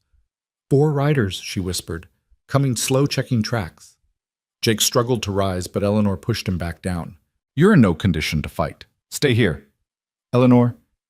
"I said stay." There was steel in her voice that brooked no argument. "I'll handle this." She slipped out the back door before Jake could protest, moving with the silent grace he'd taught her. Jake dragged himself to the window, his heart pounding as he watched her circle around behind the approaching riders. The men were bounty hunters, by the look of them, hard-faced professionals who made their living tracking fugitives. They'd stopped near the shack, one of them dismounting to examine the ground. "Tracks are fresh," the man said. "No more than a day old. They're here somewhere." Eleanor emerged from cover 20 feet behind them, her pistol steady. "You boys lost." The men spun hands, going to their weapons, but Eleanor cocked her gun loudly. "I wouldn't. I've killed 3 men in the last week. Don't much mind adding to the tally." The leader, a grizzled man with a gray beard, raised his hand slowly. "Easy there, miss. We're just looking for someone. 2 someones, actually. Jake Thornton and Eleanor Hutchkins. $15,000 bounty split between them." "Never heard of them," Eleanor said coolly. "That's so because you match the description of the woman pretty well. Young blonde, pretty in a hard sort of way, and word is she's traveling with Thornton. Lots of blonde women in the territory. Not many who can handle a gun like you seem to." The man smiled, but it didn't reach his eyes. "Look, miss, we're not looking for trouble, but that's a lot of money on the table. Why don't you just tell us where Thornton is and we'll be on our way?" "And if I am Eleanor Hutchkins, you think I'd just give up my partner?" "Partner." Another man laughed. "That what you call it? Word is you're his whore." The gunshot was so sudden that even Jake jumped. The man who'd spoken clutched his ear, blood running between his fingers. Next one goes between your eyes," Eleanor said calmly. "Now, you boys have 2 choices. Ride on and forget you ever saw this place, or stay and fertilize the desert. What's it going to be?" The leader studied her, calculating odds. 4 against 1 should be easy, but something in Eleanor's stance, her absolute calm, made him reconsider. "You're her," he said finally. "You're the woman who shot Big Jim Calhoun and Dutch McCriady, among others. Where's Thornton?" Dead. Died of his wounds 3 days ago. I buried him out in the desert. The lie came easily to Eleanor's lips. So if you're looking to collect on his bounty, you're too late. We'll need proof. The body. Eleanor laughed a harsh sound. You think I marked the grave I left him for the coyotes and buzzards? The desert's probably picked him clean by now. The men exchanged glances. The leader said, The bounty on you is dead or alive, miss. We could just shoot you now, take your body back. You could try. Eleanor shifted her stance slightly, and Jake recognized the preparation for violence he'd taught her. But ask yourself, this is $5,000 worth dying for, because I guarantee I'll take at least 2 of you with me, maybe 3. Which of you wants to be first? The tension stretched taut as a bowstring. Jake forced himself to his feet, grabbing his rifle despite the agony in his shoulder. If shooting started, Eleanor wouldn't survive no matter how good she'd become. But the leader made a decision. Mount up, boys. What? We're just going to leave, the man with the bloody ear protested. The bounty's not worth dying for. And if Thornton's really dead, that's 10,000 we can't collect anyway. He looked back at Eleanor. But we'll be watching, miss. You show up in any town within 100 miles, we'll know. They rode off slowly, and Eleanor didn't lower her gun until they were out of sight. Only then did she allow herself to sag against the wall, her hands shaking. Jake limped out to her rifle in hand. That was damned foolish. It worked, didn't it? This time. Next time you might not be so lucky. He touched her face gently. You can't keep risking yourself for me. I told you I'm not Maria. I'm not going to die, and I'm not going to let you die either. She helped him back inside, noting how heavily he leaned on her. You shouldn't be up. Couldn't let you face them alone. I handled it. You did. Jake sank onto the bed, exhausted from the brief effort. You've become everything I taught you, and more. Eleanor busied herself checking his bandages, which had started seeping blood again. We can't stay here. Those men will be back probably with more help. I know. Give me another day to get my strength back, then we'll move. Where? Jake was quiet for a moment. There's a place I know. Up in the mountains near the Colorado border. An old friend of mine has a cabin there. He owes me a favor. We could hole up there for the winter, let things cool down. And after that, Jake caught her hand. Eleanor, you don't have to stay with me. You've learned what you needed to learn.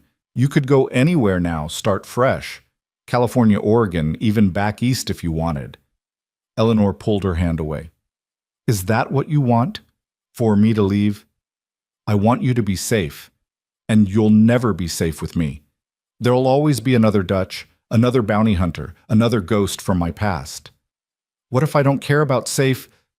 Eleanor moved to the window, looking out at the harsh landscape that had become her world. What if I care about something else? Like what? She turned to face him. Like you. The words hung between them, heavy with implication.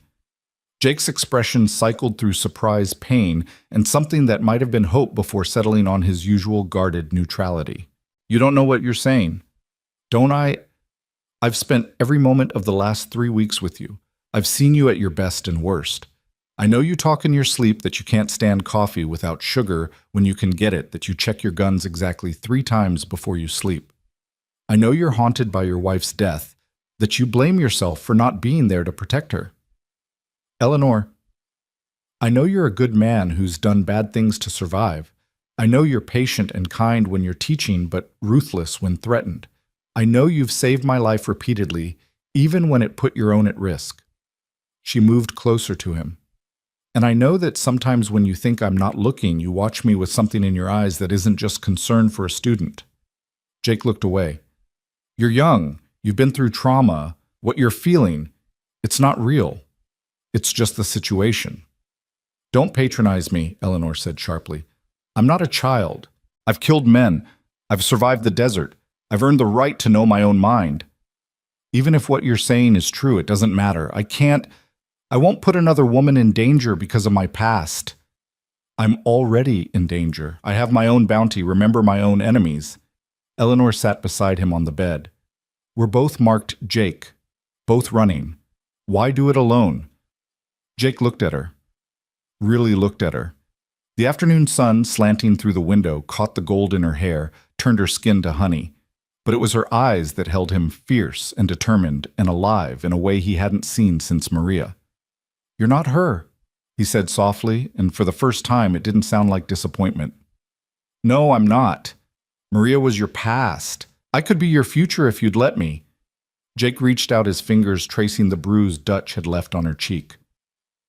"I'm broken, Eleanor. 7 years of running, of killing, of being alone. I don't know if I can be what you need."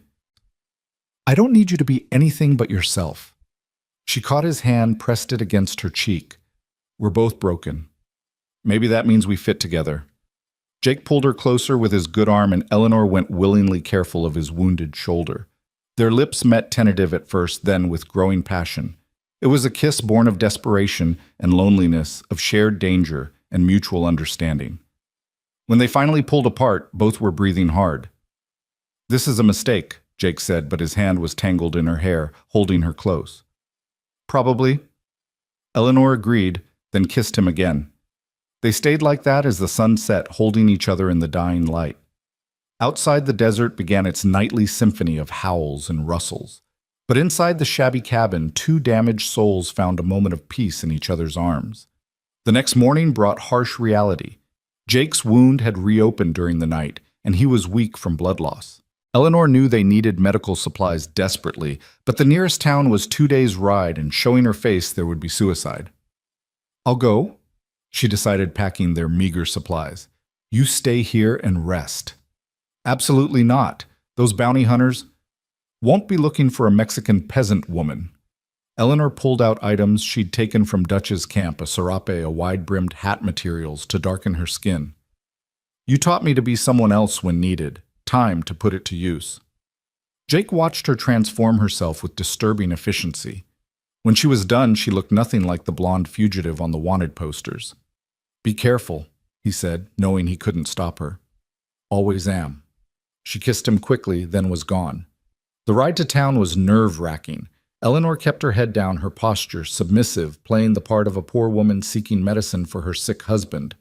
The lie felt strange on her tongue, husband, but also oddly right. The town of Garrison was larger than Oro Grande, with a proper doctor's office and general store. Eleanor hitched her horse and shuffled inside, maintaining her disguise.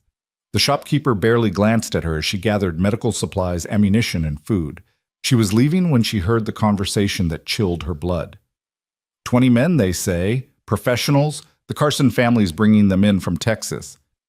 For 2 fugitives seems excessive. Samuel Carson wants Thornton bad. It's not about the money anymore. It's about revenge. And the girl? Well, they say the old man has special plans for her.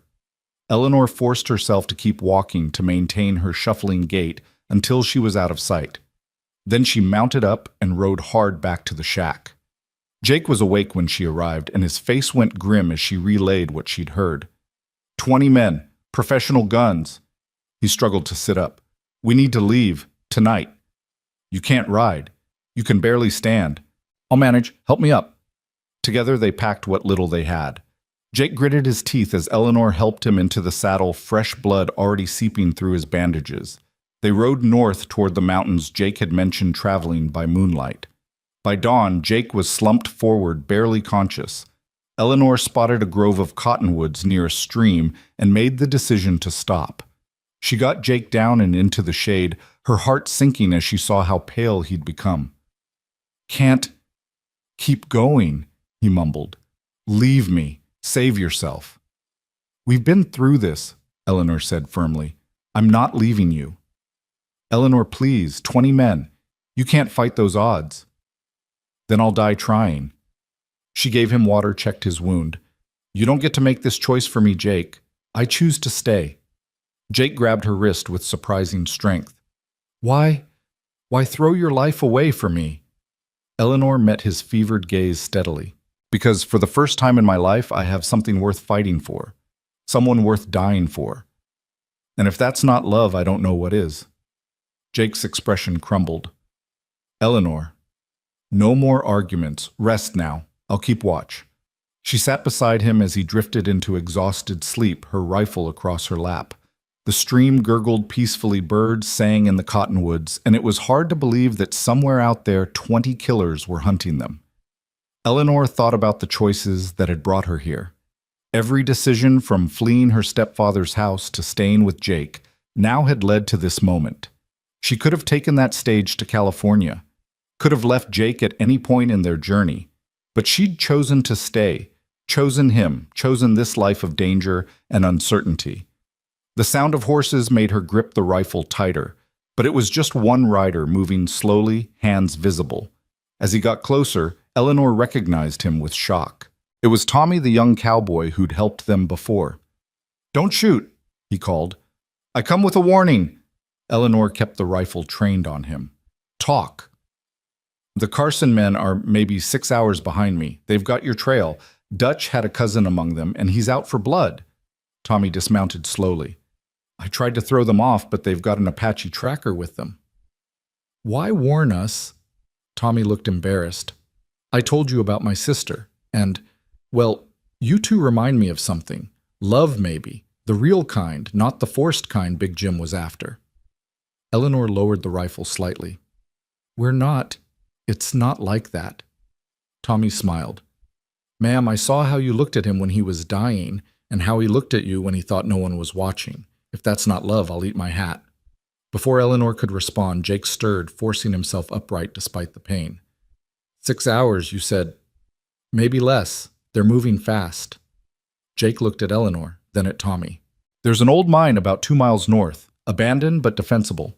If we're going to make a stand, You can barely sit up," Eleanor protested. "I can shoot sitting down." Jake's eyes were hard. "Tommy, you willing to help?" The young man nodded. "I'm tired of running with bad men. Maybe it's time I stood with good ones for a change." They moved to the mine as quickly as Jake's condition allowed. It was perfect for defense. Only one entrance, good sight lines, plenty of cover. Eleanor and Tommy prepared their position while Jake conserved his strength. 20 against 3, Tommy said quietly. "Not good odds." "I've faced worse," Jake replied, though Eleanor could see the lie in his eyes. "There has to be another way," Eleanor said. "Maybe we could negotiate with the Carsons." "They don't negotiate. They take what they want and destroy what opposes them." Jake checked his pistols methodically. "This ends today one way or another." Eleanor felt something cold settle in her stomach. "You're planning to die here." Jake met her eyes. "I'm planning to take as many of them with me as I can, maybe enough that they'll think twice about coming after you." "That's not acceptable. It's not your choice." "The hell it isn't." Eleanor's temper flared. "You don't get to sacrifice yourself for me. That's not how this works." "Then how does it work?" Jake demanded. "Tell me, Eleanor. How do two people with prices on their heads find happiness? How do we stop running when the past keeps chasing us?" Eleanor was quiet for a moment, then said, "We face it. Together. And if we die together. But we don't give up. We don't sacrifice ourselves. We fight and we survive because that's what we do." Jake looked at her, this woman who'd been a frightened girl just weeks ago, now standing before him fierce and unafraid. "When did you become so wise?" "When you taught me that survival isn't just about staying alive. It's about having something to live for." Tommy cleared his throat. "They're coming, dust cloud to the south." Eleanor and Jake took position at the mine entrance. Tommy was on their left flank with the rifle. They had maybe 60 rounds between them. It would have to be enough. The riders came into view, spreading out in a semicircle around the mine. Eleanor recognized the type hard men who killed for money without conscience. At their head rode a man who could only be Samuel Carson's brother, his resemblance to Jake's description unmistakable. "Jake Thornton," the man called. "I'm Matthew Carson. You killed my brother. Time to pay for that." "Your brother got what he deserved," Jake called back. "He murdered my wife." "Your wife was collateral damage. She should have known better than to resist." Eleanor felt Jake tense beside her, his finger tightening on the trigger. She placed a calming hand on his arm. "And the girl," Carson continued, "Eleanor Hutchkins. She's got no quarrel with us except what she brought on herself. Send her out, and we'll make it quick for you." Go to hell, Eleanor called back. Carson laughed. Feisty. I can see why Big Jim wanted you. Don't worry, girl. We'll take good care of you before we hang you. That's enough talk, Jake said quietly to Eleanor. When I start shooting. We start shooting, Eleanor corrected. Together, remember. Jake looked at her one last time, and in his eyes, she saw everything he couldn't say. Then he turned back to the entrance, raised his pistol, and fired. The battle erupted instantly. 20 guns against 3, the air filled with lead and smoke and the thunder of gunfire. Eleanor shot with mechanical precision, everything Jake had taught her flowing through her muscles. Beside her, Jake fired with deadly accuracy, despite his wound, each shot carefully placed. Men fell, but more kept coming. Tommy's rifle cracked steadily, keeping their left flank clear, but there were too many. They were being overwhelmed. A bullet caught Tommy in the chest, spinning him back. Eleanor heard herself scream, but there was no time to help him. More men were rushing the entrance. Jake stood, both guns blazing, walking forward into the storm of bullets like he was invincible. Men fell before him, but Eleanor saw him stagger as bullets found their mark. Jake! He turned to her, blood spreading across his shirt from multiple wounds, and smiled. Remember what I taught you. Survive. Then Matthew Carson was there, his gun aimed at Jake's head. Eleanor didn't think. She moved, throwing herself between them as Carson fired. The bullet caught her in the side, spinning her around. She heard Jake roar, saw him shoot Carson between the eyes. Then she was falling, the world going gray at the edges. When she came to, Jake was holding her, his tears falling on her face. His own blood mixed with hers, pooling beneath them. Why? He asked brokenly. Why did you? Because, Eleanor whispered, her voice weak but clear, I'm not Maria. I won't die and leave you alone. If we go together. Jake kissed her forehead, her cheeks, her lips. Stubborn woman. You love it, she managed. I love you. He corrected the words torn from him. God help me, I love you. Eleanor smiled despite the pain. Took you long enough to admit it. Around them, she became aware of silence. The shooting had stopped. Were they all dead? Had Carson's men won? Then a new voice called out. This is Captain William Hayes of the Texas Rangers. Drop your weapons. Eleanor barely registered the chaos that followed. Rangers swarming the area, the surviving Carson men, surrendering medics rushing to help the wounded. All she could focus on was Jake's face above her, his hand holding hers. Stay with me, he whispered. Don't you dare leave me now. Same to you, she replied, squeezing his hand weakly. They were both fading, she could feel it, but they were together, and somehow that made it bearable. Whatever came next, they would face it side by side.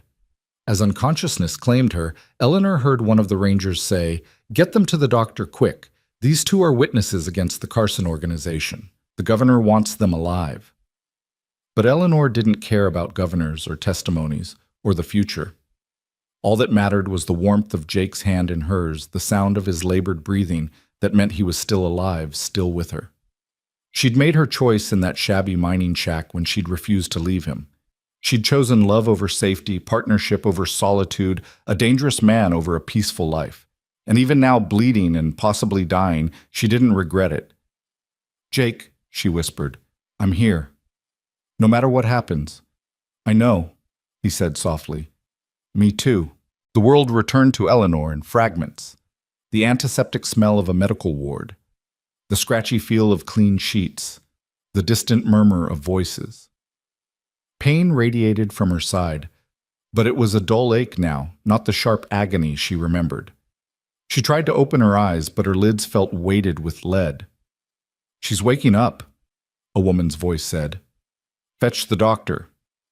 Eleanor managed to force her eyes open, blinking against the bright sunlight streaming through a window. She was in a proper bed in what looked like a real hospital. How was that possible? The last thing she remembered was bleeding out in a mine entrance with Jake holding her. Jake! She gasped, trying to sit up. Pain lanced through her side and gentle hands pushed her back down. Easy now, the nurse said, a kindly woman with graying hair. You've been shot. You need to stay still. Jake Thornton, where is he? Is he alive? The nurse's expression softened. The man who was brought in with you. He's alive. though it was touch and go for a while. 4 bullets they took out of him. Man must be made of iron to survive that. Relief flooded through Eleanor so powerfully that tears sprang to her eyes. I need to see him. Not yet. You've been unconscious for 5 days. Your body needs time to heal. 5 days. Eleanor struggled to process this. Where are we? Fort Carson. The Rangers brought you in. You're under protective custody, both of you. Before Eleanor could ask more questions, a man in a ranger uniform entered, his star prominent on his chest. He was older, with silver at his temples and intelligent eyes that seemed to take in everything at once. Miss Hutchkins, he said, removing his hat. I'm Captain Hayes. Glad to see you're awake. Captain. Eleanor's voice was hoarse. What happened? The last thing I remember. My men and I arrived just as the shooting was at its peak. We'd been tracking the Carson gang for weeks. They'd gotten too bold, too violent. The governor finally authorized us to bring them in. He pulled up a chair beside her bed. We found you and Mr. Thornton near death, along with a young man named Tommy Morrison, who thankfully survived as well. Tommy's alive. Eleanor felt another wave of relief. Barely. But he'll make it. He's been very helpful in explaining what happened. According to him, you and Thornton were defending yourselves against 20 hired killers. Eleanor studied the captain's face, trying to gauge his intentions. Jake has a bounty on his head. So do I. Had quote, Captain Hayes corrected. The Carson family's influence died with Matthew Carson in that mine. We've been investigating their operations for years, extortion murder buying judges and sheriffs. With them gone and their organization scattered, certain old warrants have been reconsidered. What about Big Jim Calhoun? I killed him. Self-defense according to witnesses we've found. Tommy Morrison wasn't the only one of Dutch's men willing to talk once they knew the Calhoun and Carson alliance was broken. Big Jim was known for his cruelty. No one's mourning him. Eleanor could hardly believe what she was hearing. So we're free? Not quite. There's the matter of your testimony. The state of Texas wants to put away what's left of the Carson organization permanently. Your testimony and Thornton's would seal their fate. And if we refuse, Captain Hayes' expression hardened slightly, then things might get complicated again. Old charges might resurface. New evidence might be found. He softened. But I don't think that'll be necessary. You strike me as someone who wants to see justice done. Eleanor closed her eyes, exhausted from even this brief conversation. I need to see Jake first. Then we'll decide together. The captain stood. Fair enough. Doctor says you might be able to visit him tomorrow if you continue to improve. Rest now, Miss Hutchkins. You're safe here. After he left, Eleanor lay staring at the ceiling, trying to process everything. They were alive. The Carsons were dead or scattered. The immediate danger had passed. But what came next? Could she and Jake really build a life together, or had their bond been forged purely from shared danger? The next day, supported by the nurse, Eleanor made her slow, painful way to Jake's room. He was awake, propped up in bed, looking pale and drawn, but beautifully, wonderfully alive. When he saw her, his face transformed with a smile that took her breath away. Eleanor. She hobbled to his bedside, and he reached for her hand, immediately gripping it like a lifeline. They told me you were recovering, he said, his eyes roving over her face as if memorizing every detail. But I had to see for yourself. You took a bullet for me. You took 4 for me, Eleanor countered, easing herself into the chair beside his bed with the nurse's help. That's different. How? Because Jake paused, seeming to struggle with the words. Because I couldn't watch another woman I love die. Not again. The nurse discreetly withdrew, leaving them alone. Eleanor held Jake's hand tighter, feeling the calluses from years of gun work, the strength that remained despite his injuries. You said you loved me, she said quietly, when we were dying. Did you mean it, or was it just the moment? Jake turned her hand over in his, tracing the lines of her palm with one finger. I've been asking myself the same thing. These past 5 days lying here, all I could think about was you. Not Maria, not revenge, not the past. Just you. He looked up at her. I meant it, Eleanor. God help me, I think I've loved you since you stood up to those bounty hunters at the spring defending a man you barely knew. That seems like a lifetime ago. It was. We're different people now than we were then. Eleanor nodded slowly. The desert changed us, stripped us down to who we really are. And who are we? She considered the question. Survivors, fighters, killers when we need to be. She squeezed his hand. But also more than that, we're partners. We're... What? Jake prompted when she trailed off. I was going to say we're home to each other, but that sounds foolish. No, Jake said softly. It doesn't. For 7 years I've been running, never stopping anywhere long enough to breathe. But with you even in the middle of the desert with death chasing us, I felt settled. Like I'd finally stopped running even though we never stopped moving. Eleanor felt tears prick her eyes. Captain Hayes says we're free if we testify. The Carsons are finished. Do you believe him? I think so. Tommy survived Jake. He's backing our story. And with the Carson brothers dead... She shrugged, then winced as the movement pulled at her wound. Maybe we actually have a chance at a real life. Jake was quiet for a long moment. I don't know how to have a real life anymore, Eleanor. 7 years of being a ghost of violence and solitude. I don't know if I can be a normal man again. I don't want a normal man, Eleanor said firmly. Normal men buy women like property. Normal men stand by while injustice happens. You're not normal Jake Thornton, and thank God for that. You deserve better than a broken-down gunfighter with more past than future. Eleanor leaned forward, ignoring the pain in her side. Listen to me. You keep trying to make my choices for me to decide what I deserve. But I'm not that frightened girl who ran into the desert anymore. I'm the woman who shot Dutch McCready, who faced down bounty hunters, who stood beside you against 20 killers. I've earned the right to choose my own path, and I choose you. Jake reached up with his free hand, cupping her face gently. Strong, stubborn, beautiful Eleanor. What did I do to deserve you? You taught me to survive. You gave me the tools to become who I was meant to be. She turned her face into his palm, kissing it softly. And you made me feel alive in a way I never knew was possible. They stayed like that for a moment.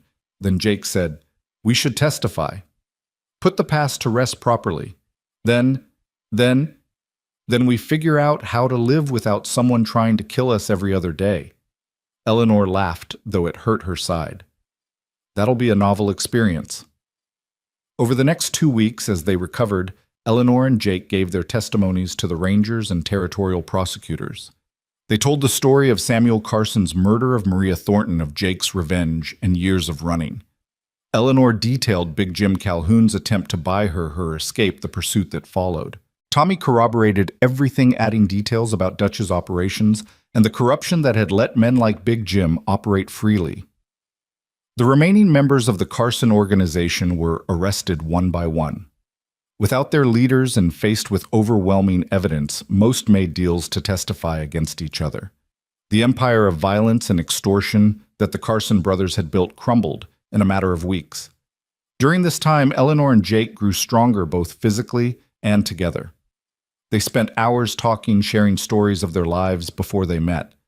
Jake told her about growing up in Texas, about meeting Maria at a church social, about the dreams they'd had before the war tore everything apart.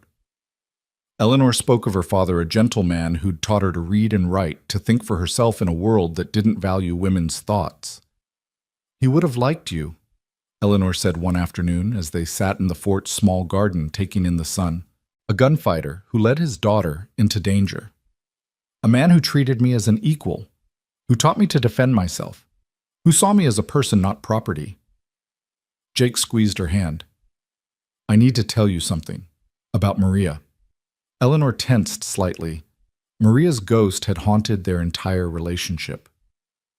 I loved her, Jake said simply. She was sweet and kind and everything good in the world. But he paused, seeming to search for words. But she was fragile. She needed protection, needed me to be her shield against the world's hardness, and I failed her. Jake, let me finish. With you, it's different. You don't need my protection. You stand beside me, not behind me. We protect each other. Maria was my past, a gentler time that can't come back. You're my present, my future. You're my partner in ways she never could have been. Eleanor felt something ease in her chest, a worry she hadn't fully acknowledged. I was afraid I'd always be competing with a ghost. No competition? Maria's at peace, and I've made my peace with her memory. You're the one who brought me back to life, Eleanor. You're the one I want to build something new with. Even though I'm not gentle or sweet, Jake laughed, a rusty sound that was coming easier these days. You're tough as rawhide and twice as stubborn. You're exactly what I need. A week later, Captain Hayes came to them with an offer. The territory is grateful for your help in bringing down the Carsons, he said. There's a reward, $15,000 total. It's yours if you want it. Eleanor and Jake exchanged glances. It was more money than either had ever seen. Furthermore, Hayes continued, there's land available up near the Colorado border. Good grazing land, water rights, far from the troubles down here. The territory would be willing to sell it to you cheap, call it compensation for your service. Why? Jake asked suspiciously. Why make this offer? Hayes smiled. Because the territory needs people like you, tough, capable people who can handle themselves. The frontier's still wild, Mr. Thornton. We need folks who won't fold at the first sign of trouble. And you trust us, a gunfighter and a woman who killed her way across the desert. I trust people who stand their ground against 20-to-1 odds for each other. I trust people who choose right over easy. Hayes stood.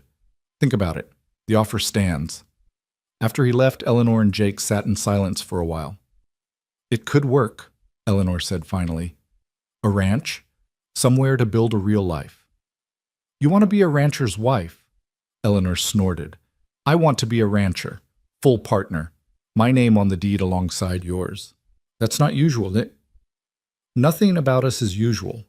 Eleanor turned to face him fully. If we do this, we do it as equals, the way we've done everything else.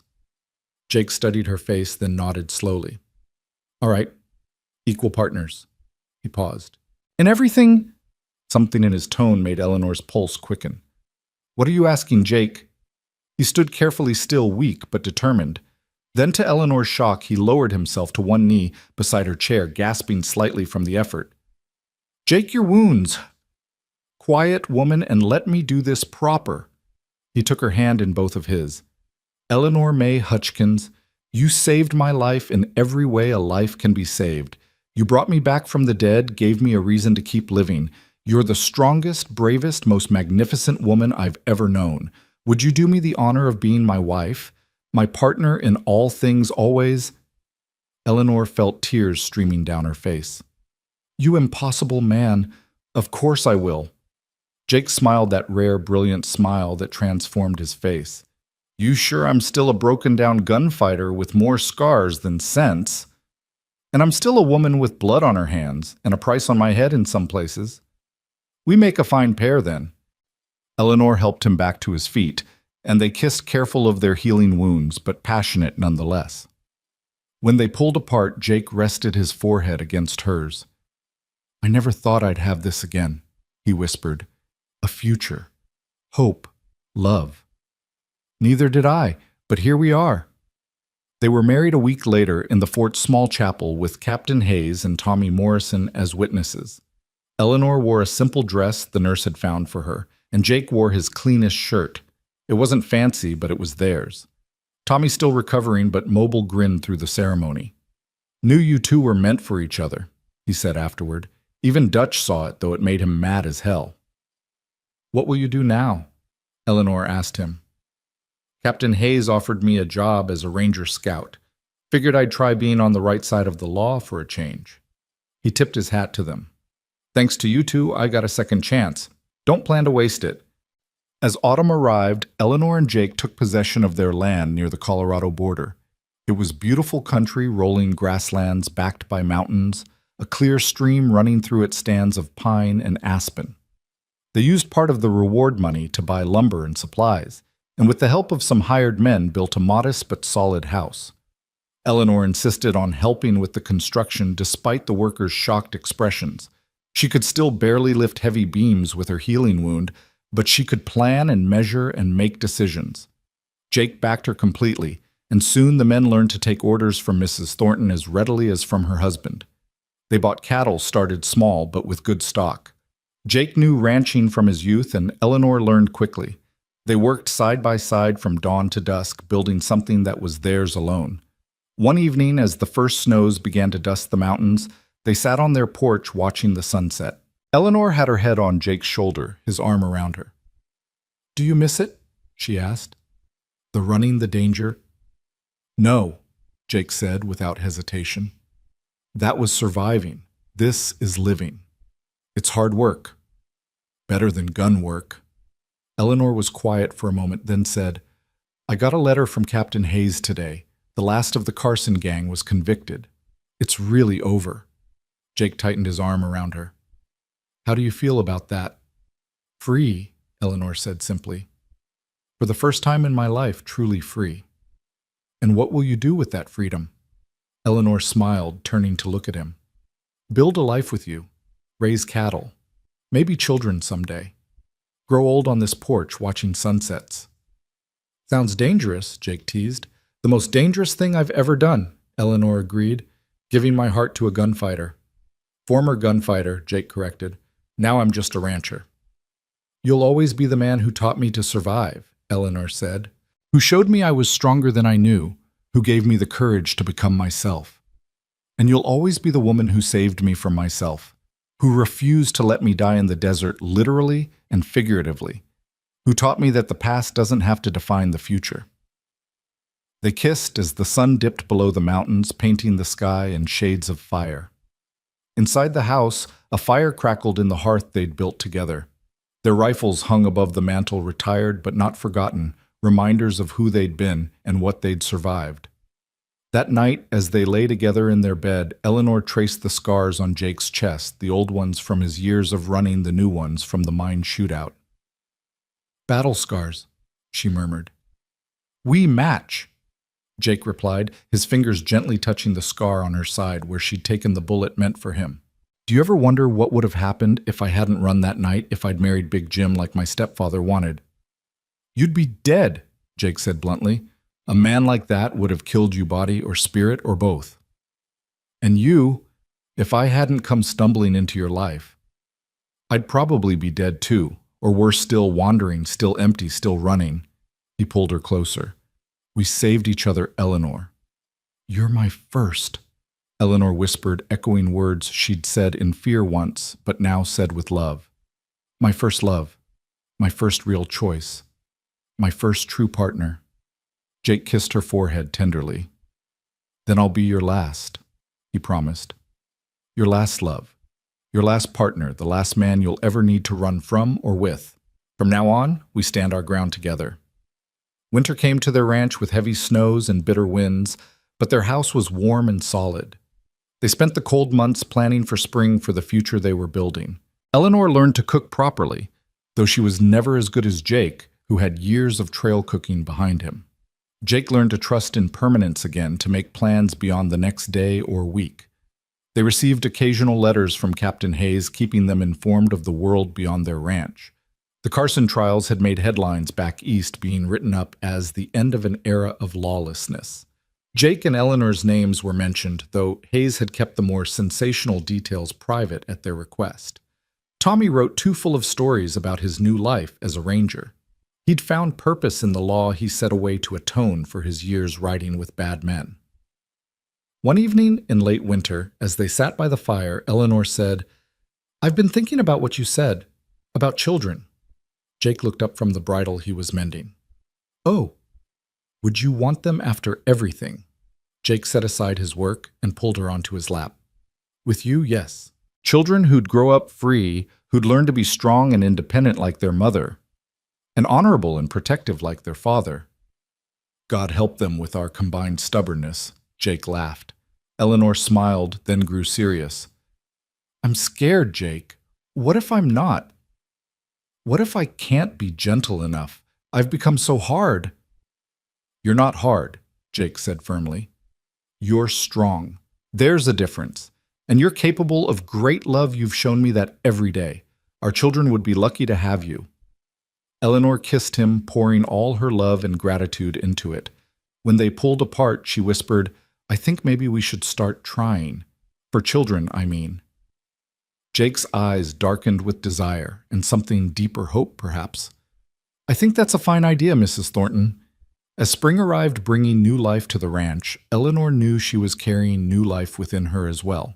She told Jake on a morning when the aspens were budding and the stream was running high with snowmelt. He stared at her for a long moment, then swept her into his arms, spinning her around despite her laughing protests about her condition. "A baby," he said wonderingly. "Our baby." "Our baby," Eleanor confirmed.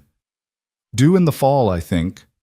Jake set her down gently, his hands going to her still flat stomach. "I'll keep you safe," he promised. "Both of you." "We'll keep each other safe," Eleanor corrected, "the way we always have." As she stood there in the spring sunshine, held in the arms of the man who'd taught her to survive, and then given her reason to truly live, Eleanor thought about the journey that had brought them here. From a desperate flight into the desert to this moment of perfect happiness, it seemed impossible, like something from the dime novels she'd once read. But it was real.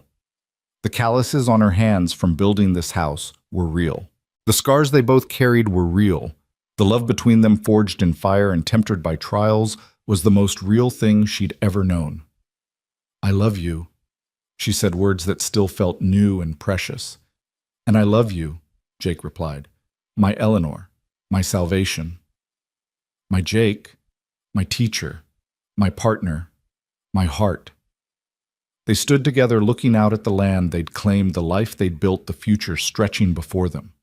Somewhere in the past, the girl who'd fled in terror and the man who'd run from ghosts had died in the desert. In their place stood two people reborn through struggle, bonded by choice, and stronger together than they'd ever been apart. The sun climbed higher, warming the earth, promising growth and renewal. And Jake and Eleanor Thornton, survivors of the desert, veterans of violence, stood ready to meet whatever came next. Together. Always together.